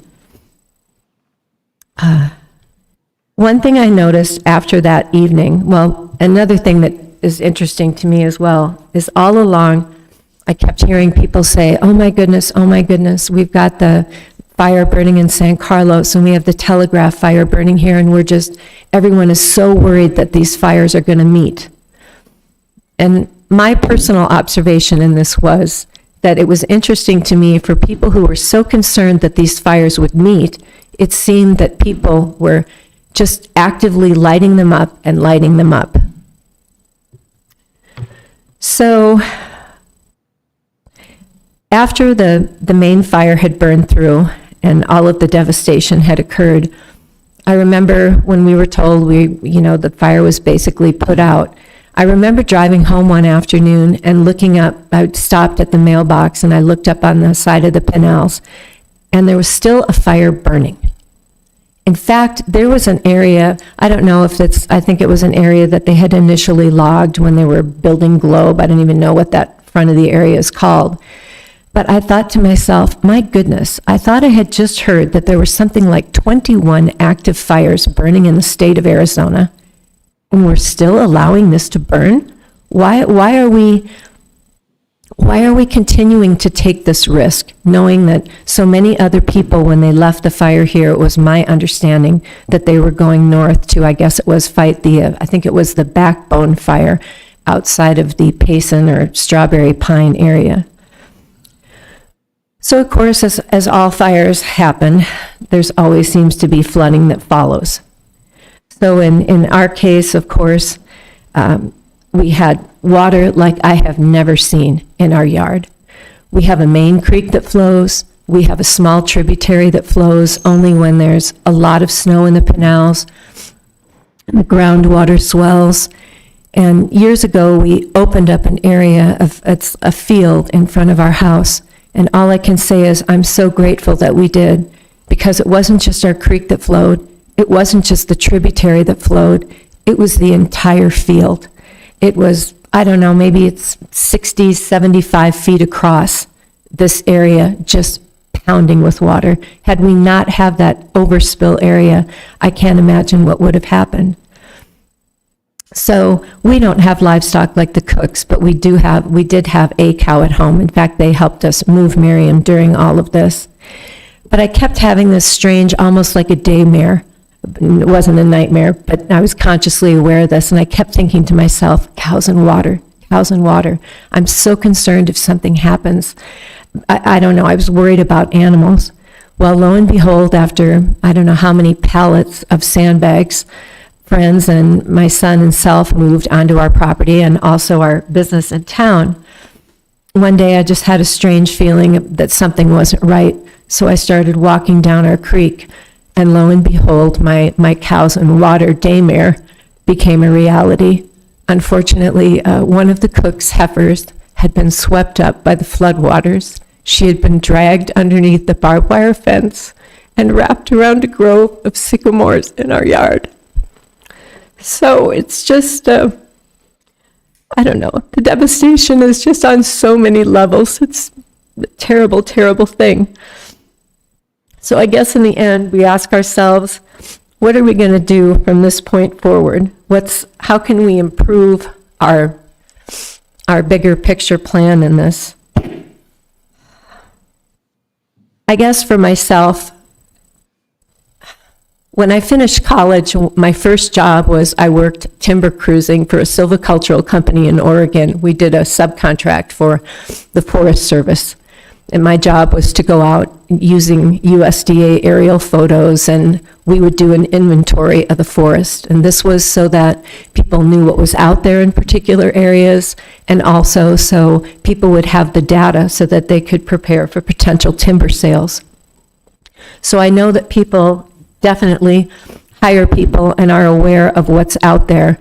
We would calculate how tall the tree is, at diameter breast height, we would bore the tree, give its age, blah, blah, blah. So I know that people constantly keep an inventory. I think we could perhaps better manage this incredible asset that we are the stewards of. It's amazing to me that in so many ways, we're not allowing people to go in or maybe perhaps on a limited basis, do selective cutting, which would also help to thin out particular parts of the forest. If perhaps we made this more available to people who would come in, buy a permit, bring their trucks, their trailers, their own sweat equity, and pay to remove these logs and use them to help people, to employ people, to heat their homes. I mean, certainly could be used for a lot of different things. I think that would be a way to capitalize on a resource, generate some revenue, better manage a resource, and also put us all at limit our risk when forest fires come, would actually temper the concept of the tinderbox we get when we don't actively manage and remove dead wood from our forests. I think really we all have to remember that the forestry is under the Department of Agriculture, and forestry is sustainable and renewable. One thought that I had during this process, and one day, and I don't know who the gentleman was, he was from the Forest Service in Phoenix, I happened to be on the front porch with Representative Cook and his family. And I remember saying to this gentleman, as he asked, was there something that he could do? And I said, well, you know, people usually, when somebody is told that they mob to a job site, they usually mob because the monies have been released.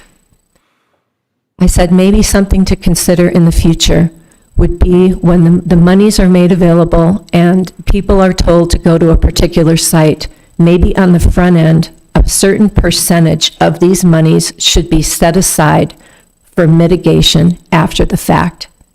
So that when people deal with whatever the challenges that they're going to face following a situation, they don't have to wait for said monies to be available. And that's just, I don't know, it seems to me like that might be a reasonable approach to at least having more immediate funds for a disaster. I'm very grateful for for what was done with the city of Globe, the clearing of the creeks, with the county, and I love the fact that people hired local contractors to come in and to help, and I think they did a fabulous job. But one thing I am concerned about, and we touched upon it, I'm concerned about the amount of sediment that's been left in some of these creekways. And then also, there seems to be a discussion or a concern regarding perhaps thoughts by the Army Corps of Engineers as far as moving either debris or boulders that have been left from the flooding. And if you've never been through a flash flood, I'll tell you what, as the boulders start to travel and the thundering sound they make, it's mind-blowing. But I can say even from our own property, we have had great changes following these high waters. And I'm afraid that if some people don't perhaps become a little more proactive in removing some of these boulder impediments in these waterways, I worry as more things wash down and more logs come, we could expect other water problems to come from it. But anyway, thank you very much for your time, and I appreciate your coming here. Thank you. Mr. Connell? Questions? Thank you. Thank you. Nope, thank you for the suggestions. Thank you, Ms. Sarah. Mr. Chairman, Woody Klein? Supervisor Klein?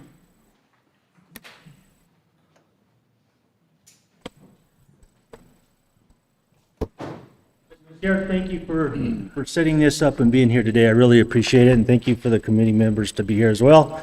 These are some costs from the county standpoint, so I represent Gila County for the record. I'm a district supervisor. I don't know if you want me to hand them off somebody or...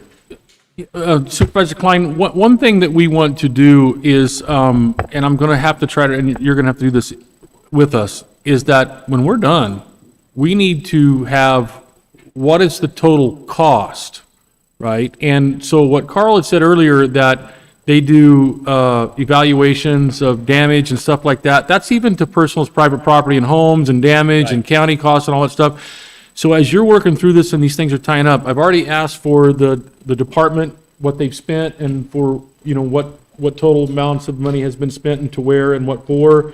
We are getting that information, and then we're gonna need it from them about the financial cost to the flooded homes and infrastructure and things like that, so we know what this. And so the other thing is, we're gonna wanna know what the cost of the fire is. So Not a problem. We can keep a running tally of that and push it on to you guys when it's all wrapped up. As you know, these costs are gonna incur year to year until a lot of this gets healed back up. we can probably say there's a cost to the fact that if this is what's gonna happen, so reoccurring costs, and then I think that's where we're all headed, is that the total cost of the fire, personal property loss, damage, when you total it all up, wouldn't it be cheaper to do an upload in the front? It would. And so the money is one thing, but the harm to the public is another. That money doesn't replace. And so that's what we've seen. And I want to back up a little bit. And I want to go back to 2016. And me and Neil have had a lot of conversations over the Juniper Fire. The Juniper Fire started just south of Young. And it started in May. It was an early lightning storm that come through. Just so you guys know, I spent 20 years in the Forest Service and fire management.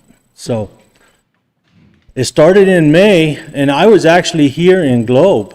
And when I came down out of Globe, or out of Young, it was me and my wife, and I see all the Forest Service engines at what is called Kegel's Cabin. It's a helispot. We always used it for IA and fires, initial attack on fires. I'm looking for smoke. I see the engines there. I don't see no smoke. We come on to Globe, we do our thing here in Globe, and we go back. But when I go back, there's 5 hotshot crews stretched all the way up Highway 288, prepping the highway. I'm looking for smoke. There is no smoke. I finally get to the very last crew before we top out and fall back off towards Kegel's Cabin, and one of the crew members I know him from the past. So I stopped and I said, hey, what are you guys doing? What's going on? Oh, we're prepping this road, getting ready to burn it. I said, why? What do you got going? This mountain range is a Sierra Ranches, so it's a wilderness area to boot. It's about 10,000 acres. I said, where's the fire? Well, it's up on top of Horse McFadden right there. I said, well, I don't see no smoke. No, because it's just a 10th acre snag is all it is. Hasn't moved. So I said, so why are you prepping this? Why didn't you IA in that fire? This is in May. See, and I want to really emphasize May is a real important month. All my career in the Forest Service, I would have never had a line officer sign off on anything to let burn or to manage in May. Because here in the Southwest, when June rolls around, we know that the humidities are going to dive. We know that the days are going to get long, and we know it's going to get hot. And we also know we're pushing fire season. You know, I listened to 113 fires in the year 21. That's not very many fires for the Tonto National Forest. I'm going to tell you right now. It's usually a lot higher than that. There's no way we would have ever committed resources to a fire in May knowing June is coming and we're not going to be able to stop it. So when I went to Neil, we had these discussions. And I'm like, what's happening here? What are you doing? Well, fire safety. Fire safety is very important. I agree. You don't want to jeopardize anybody. You don't want any loss of lives. You don't want to get anybody hurt. I agree with that. But when you take a small incident that's, say, no bigger than this area right here, and you turn it into what 3 people could do to suppress it, in May, to the middle of June, it goes to a type 1 incident when you have over 1,000 people on the incident. What does that do for firefighter safety? You don't have a case for firefighter safety. You got multiple aircrafts in the air and you got all these people on these fires. So I visited with Neil a couple different times. We went back and forth on it. Visited with the district ranger. Got 86'd out of her office finally, but my ranch where I was at was sitting right there where I am looking at the Sierra Rancho Wilderness. All of it. Every morning, 9:30, 10 o'clock, the helicopters lift up and there goes the ping pong machines. They like the... Would you explain to everybody what that is? A ping pong machine is mounted on the side of a helicopter and looks like golf balls. And so what happens is it's loaded up. There's a guy sitting in the back seat that's harnessed in. There's usually a burn boss, type 1 burn boss, in the front seat calling the shots on when to light it up. But it's injected with the fluid, so when it comes out of that machine, it has an X amount of time and it starts on fire and it falls. And it just falls and you lay them wherever you're going to lay them. You just line them out until you're empty and go back and reload.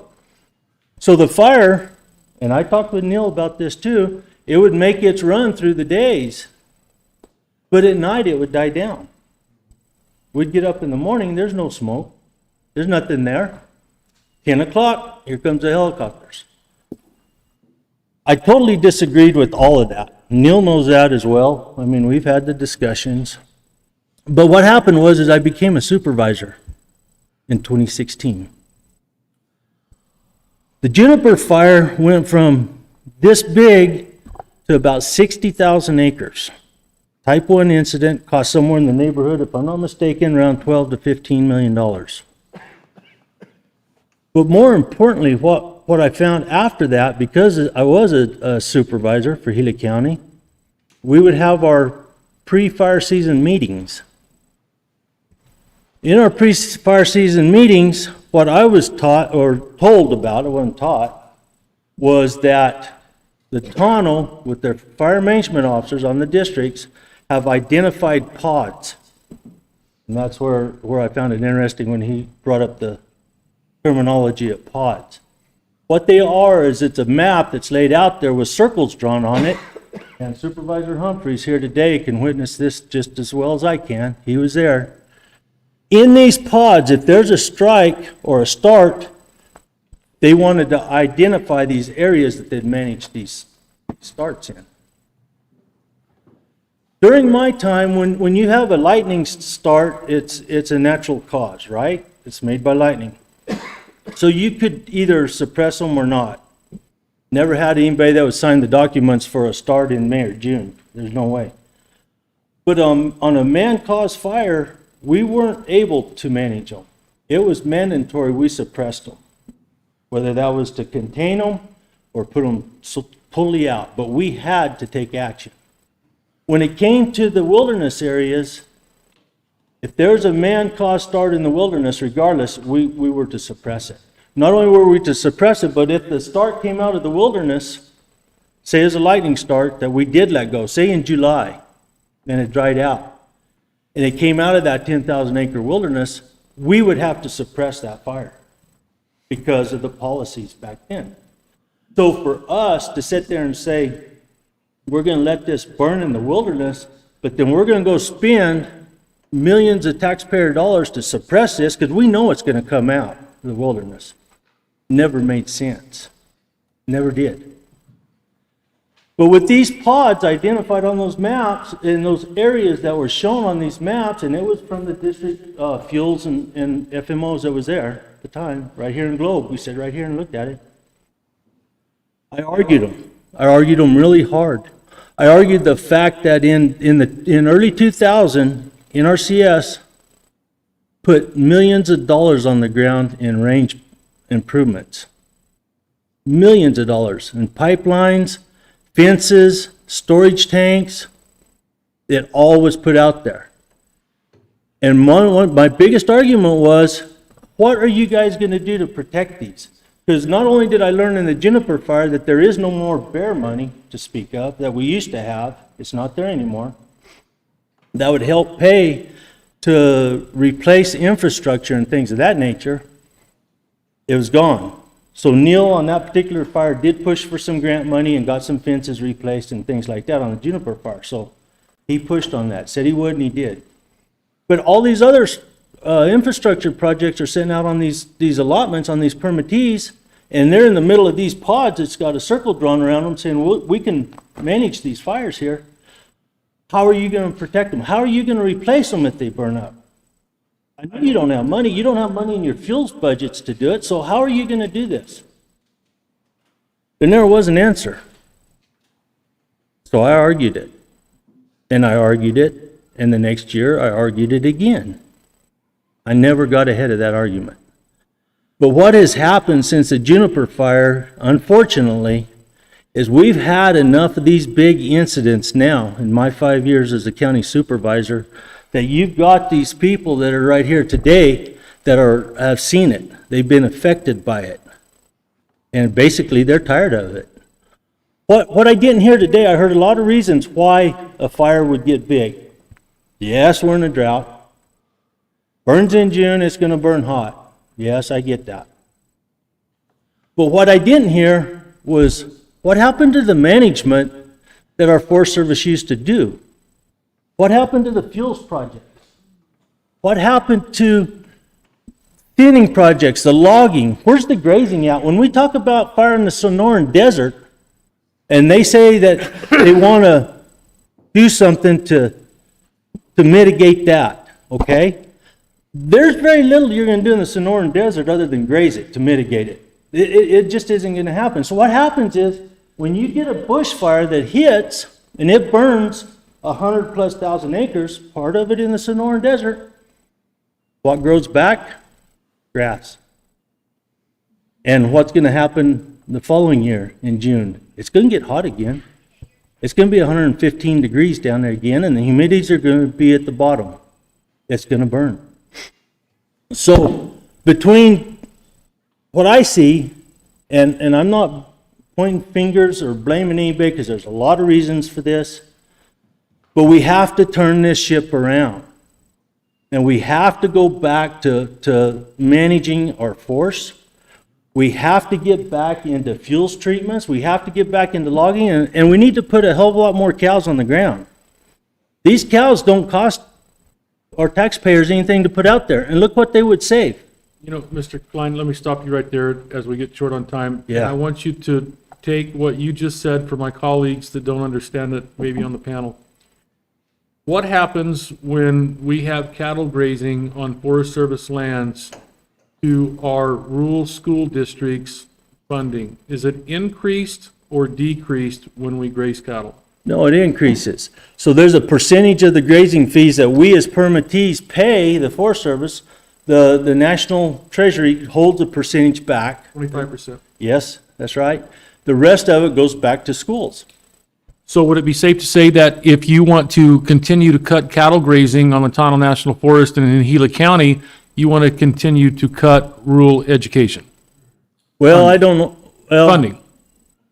I don't, you see, that's a tough one, Chairman. Well, let's Okay. take this. Let's take a 14,000 acre ranch, Mr. Klein.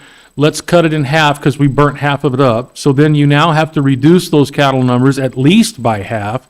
And so those grazing fees aren't being paid. So what are you doing unexpectedly to the local school districts that receive those funds? So it goes back to the taxpayer's shoulders. That's what happens. It goes back to the state. What happens is we do not back off the education part regardless of the funding that comes out of PILT or grazing fees or any of that. Payment in lieu of taxes, in case you guys don't know. But what it does do, it puts a burden on us as a county or you guys as a state to say, hey, we're 14% shy on our budgets. We can't meet. We need an extra $3 million to pull these schools out of the hole. We will push to do that. But what I'm saying is to get back into the management of our force, and that goes for logging as well. Timber receipts are the same way. So I'm sorry if I took up so much time, but Right. I could go the rest of the day, be honest with you. Thank you. Any questions? Yeah, Mr. Connell? Yeah, I just want to thank you, Supervisor, for your candor, and I think part of being a part of this committee is really challenging my own philosophical viewpoints, and ultimately, I'm hearing the concerns of rural Arizona, and I ask that you continue to keep an eye out for what we are currently seeing in Washington right now is a plea to invest in our communities. In the last 2 years before this administration, $600 million was taken away from the Department of Forest Service. So I'm not here to point fingers. I'm not here to say that one economic agenda is better than the other, right? And certainly my colleagues here have seen that debate just as early as this past June in terms of the investments that we need. But it's an all hands-on-deck approach, right? And I think it's problematic that, I was looking at 2007 positions, supervisor, that existed in another administration, another era, two full-time positions at that point being proposed into the forestry division to support landowners and provide community support. Fire suppression for better management and addressing wildland fires. We're there with this $100 million. I think we need to keep going further, and I hope that what we see in the report coming out is not just a suggestion that the federal government does a better job, but reoccurring funding to the Department of Forestry and Management that's not one time, that it's going to allow all of our good firefighter crews to be able to support that. And then, Mr. Supervisor, also, Mr. Chairman, I don't know, this is something that I would like, it probably was more appropriate in the form of closing remarks, but we have incredible folks on the ground who happen to be inmates who are detained, who are helping a lot with the suppression and ultimately the mitigation. And we're training them, but they can't get a job outside when they're back into the normal world because they've got felony conviction, right? And so we ought to be able to be having robust conversations that are about giving in and ultimately challenging the status quo. And I see you as an ally in that. So thank you for being an advocate for your community. Mr. Chair, may I say something to this? So I've taken this plumb to the national level. I've stood in front of the committees in DC and I've talked about the issues that we need to get more money on the ground, do more in the way of fuels treatments, logging, grazing, and get away from just throwing everything at fire suppression because nobody is winning that war. Unfortunately. Thank you, Mr. Klein. I'd like to point out to the members that, remember, the city of Flagstaff and the county bonded for $20 million, then turned around and gave that money to the Forest Service to thin their own land. So, you know, we're paying, everybody's paying. Senator, any questions? Yeah, I just wanted to chime in here a little bit. Mr. Cook, I appreciate you bringing up perhaps the costs or the hits that education may take, you know, if we're holding up this conversation in regards to grazing. But what I don't want you to forget is that in Arizona, we have an equalization formula so that school districts have an excess in funding. However they bring that money in, it does get equalized across the state. So the general budget in general would take a hit, but for the state in general, that money gets shared equally across the state. So I want to learn more about that, and I do want to have, probably not here, since we're talking about forest and fire management, but I would love, since you opened the door, I'd love separately to have that conversation too about education. Talk about later, there's 14 little school districts, like 62. We need to work on something this next session. Yeah, I would love to talk to you about that. Thank you. Mr. Chair, only thing I'd like to say, I'd like to commend Megan for her speech a while ago. One thing that I will say is I did have a town hall meeting one day out there with the residents of El Capitan. And it's in the afternoon, it clouded up, and it sprinkled about 5 drops on the rocks. And everybody left paranoid. Oh my God, we're gonna flood. So what she's saying is absolute truth. It's 100%. Those people were flooded out of there and roads washed out every other day. It was horrible. I had one lady tell me she wished her place had just totally burned so that they could have just sold the land and left rather than deal with everything of the aftermath. Woody, I was there, and I've been out there and before that in your thing, and what bothers me is what was said to the committee earlier by Mr. Domlin is that they think that there's no hope. These people have almost been broken when you go see them and talk to them, and they think there's no hope, and they should be here today, because when I sat there and watched their house burnt down, and their property burnt down, their cars burn up and all that stuff, and saw the emotional struggles that they're having because of all of this stuff, they didn't ask for any of it, right? They said, we were told to leave. We were told we had to leave and that someone would stay and protect our homes. And when we left, they left. And I'm still waiting for the pictures of the firefighters and the homes that didn't burn all the way to the ground. Have you noticed that all of the homes have burned to the ground?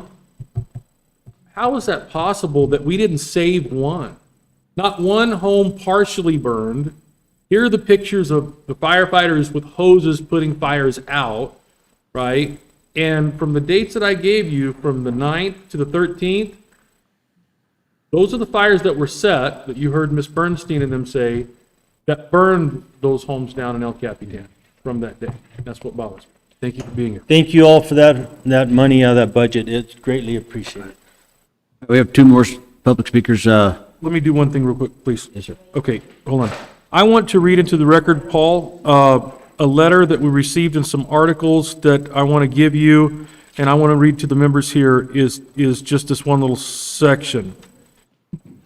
I've enclosed 2 stories for you and your committee to review that show just how high the risk is in the state within the rim country.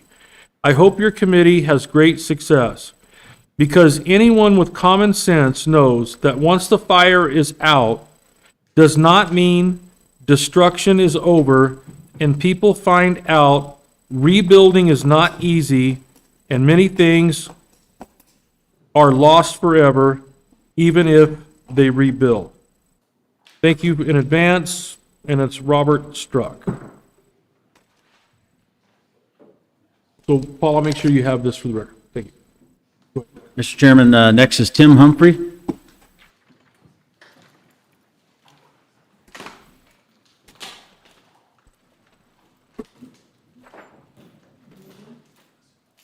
Representative Cook, thank you very much, and committee.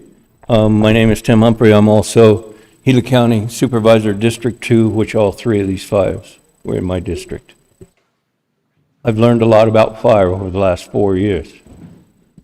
When you throw a rock in the pond, you don't know how far those ripples are going to go. So you want a cost. That's going to go on for a long, long time. I learned a lot on the Pinal Fire 4 years ago.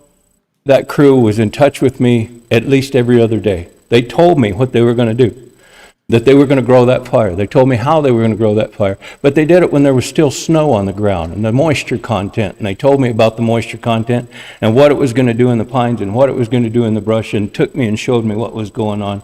After that fire 4 years ago, you could see through the forest 100 yards, 150 yards. It burnt all underneath. It didn't get up in the canopy. When it got down low, it got a little hotter. But they also explained too that manzanita and stuff needs to burn hot. If it doesn't, it comes back with a horrible vengeance. So I kind of understood. Then they come back in and they reseeded that area. You had actual firefighters help cleaning the creeks out. I thanked them. They did a great job. I thought that was great. The world changed the last 3 years. I mean, I watched the Woodbury fire. I watched the bush fire. And to be honest with you, a car fire that burns 200,000 acres is insulting my intelligence that it gets away from you.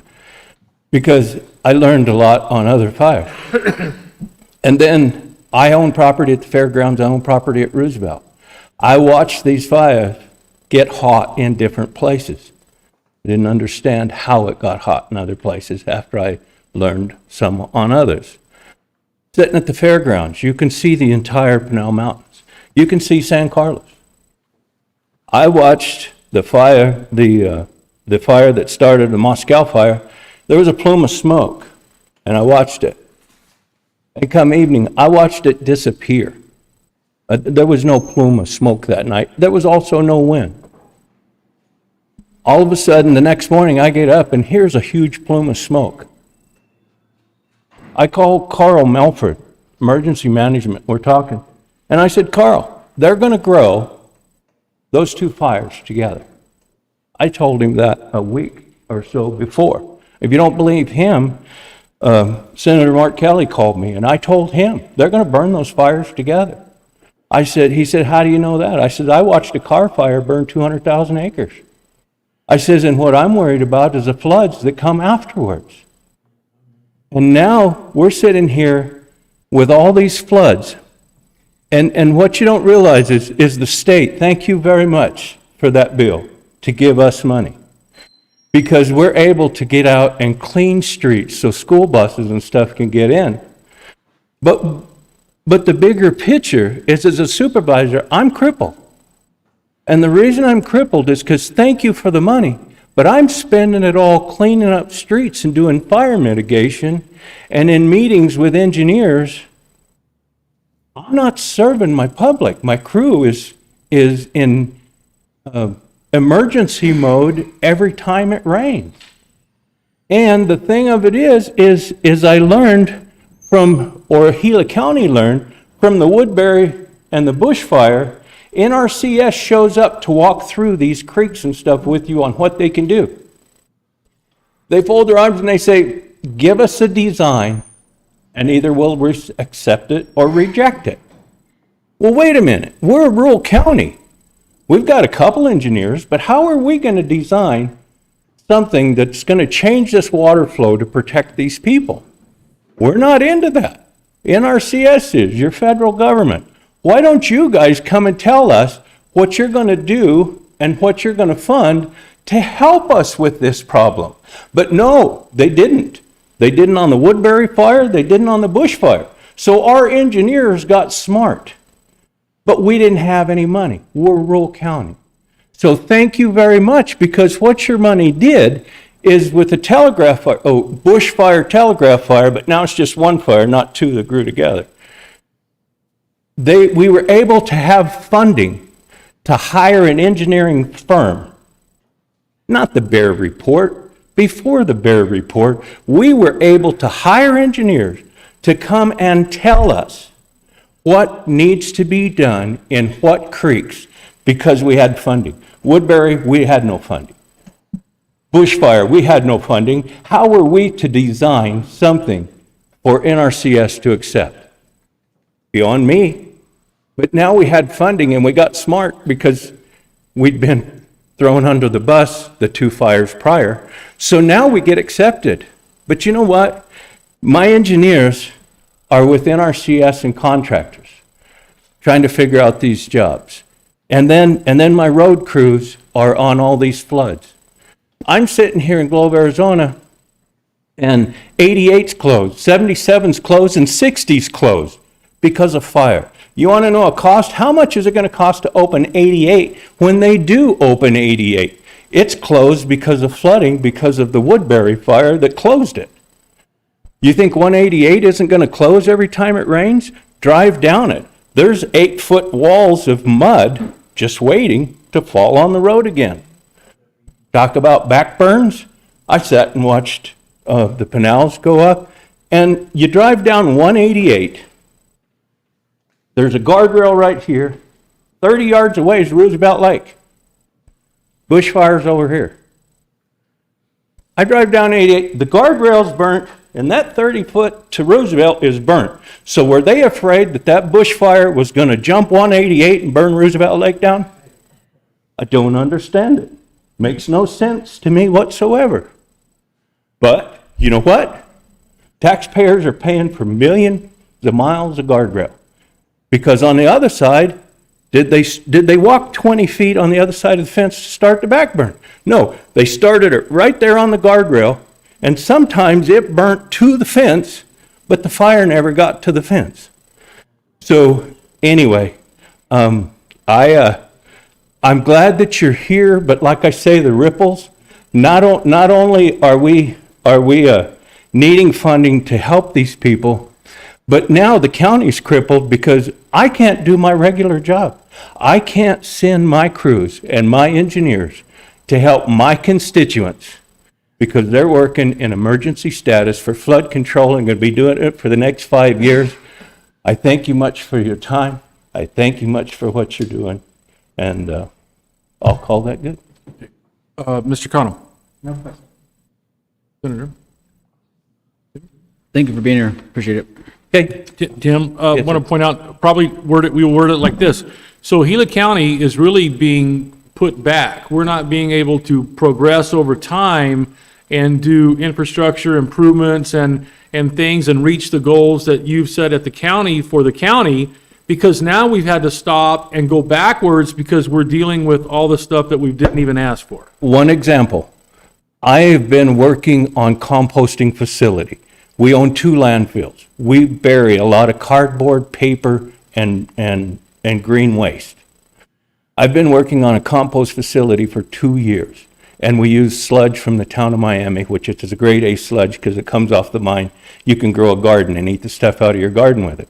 I have a pilot program with ADOT to try to create a buyer for my compost, for Gila County's compost, so we don't bury all of this, we save life with the landfill, and we help the public, okay?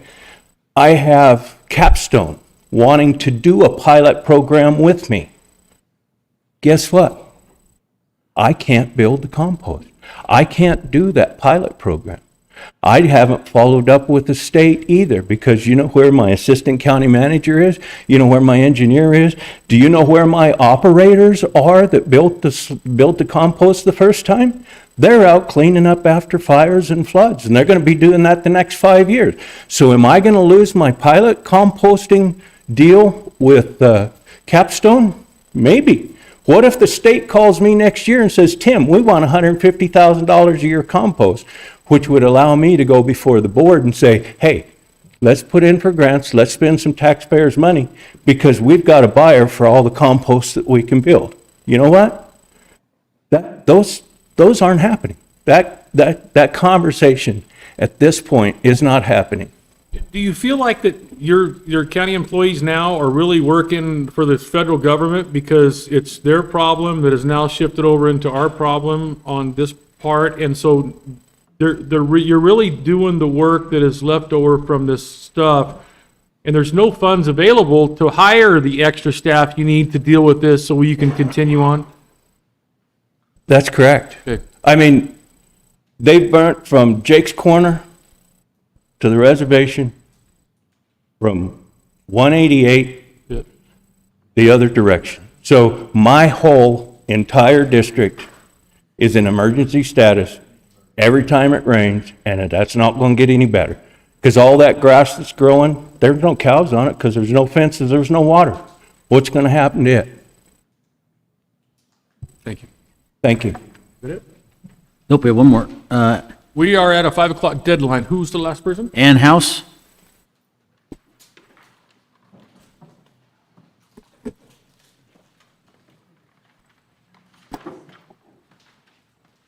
Paul, that's our last person. Thank you for hearing me. I'm Ann Garlinghouse. I'm here, I'm not representing anybody, just me personally. Thank you for being here. And I just wanted to briefly express what I witnessed one day during this fire, and I cannot, I'm sorry, give you the exact date. It was on a Tuesday evening. I watched, and having had personal issues with the Forest Service on the juniper fire, was fully aware of potassium permanganate and ping pong balls. I watched the Forest Service do 6 slurry drops around the communication towers on the Pinal Mountains. I contacted my family and advised them that the backside of the Pinals, which Tuesday evening were not on fire, were going to be on fire Wednesday morning, which did happen. And I know that I'm reasonably sure ping pong balls or dragon eggs played a big part in that fire in the back, but they knew in advance because Tuesday night I witnessed 6 slurry drops over the communication towers on the top of the Pinal Mountains. I appreciate your time and allowing me to speak. Do you have any questions? Mr. Connell. Okay. Senator? Thanks for waiting and speaking. Thank you for being here. Mr. Chairman, that's all the slips I have. Okay, members, thank you, everybody from the public being here. We're going to have closing remarks. Mr. Connell, you got anything to say? Thank you so much, Representative Cook, Chairman, for the opportunity to be here today. And I also want to thank everybody who... That is a good cue to stop talking. I mentioned it really in my remarks to the supervisor. I think there's a lot of opportunity for common ground here.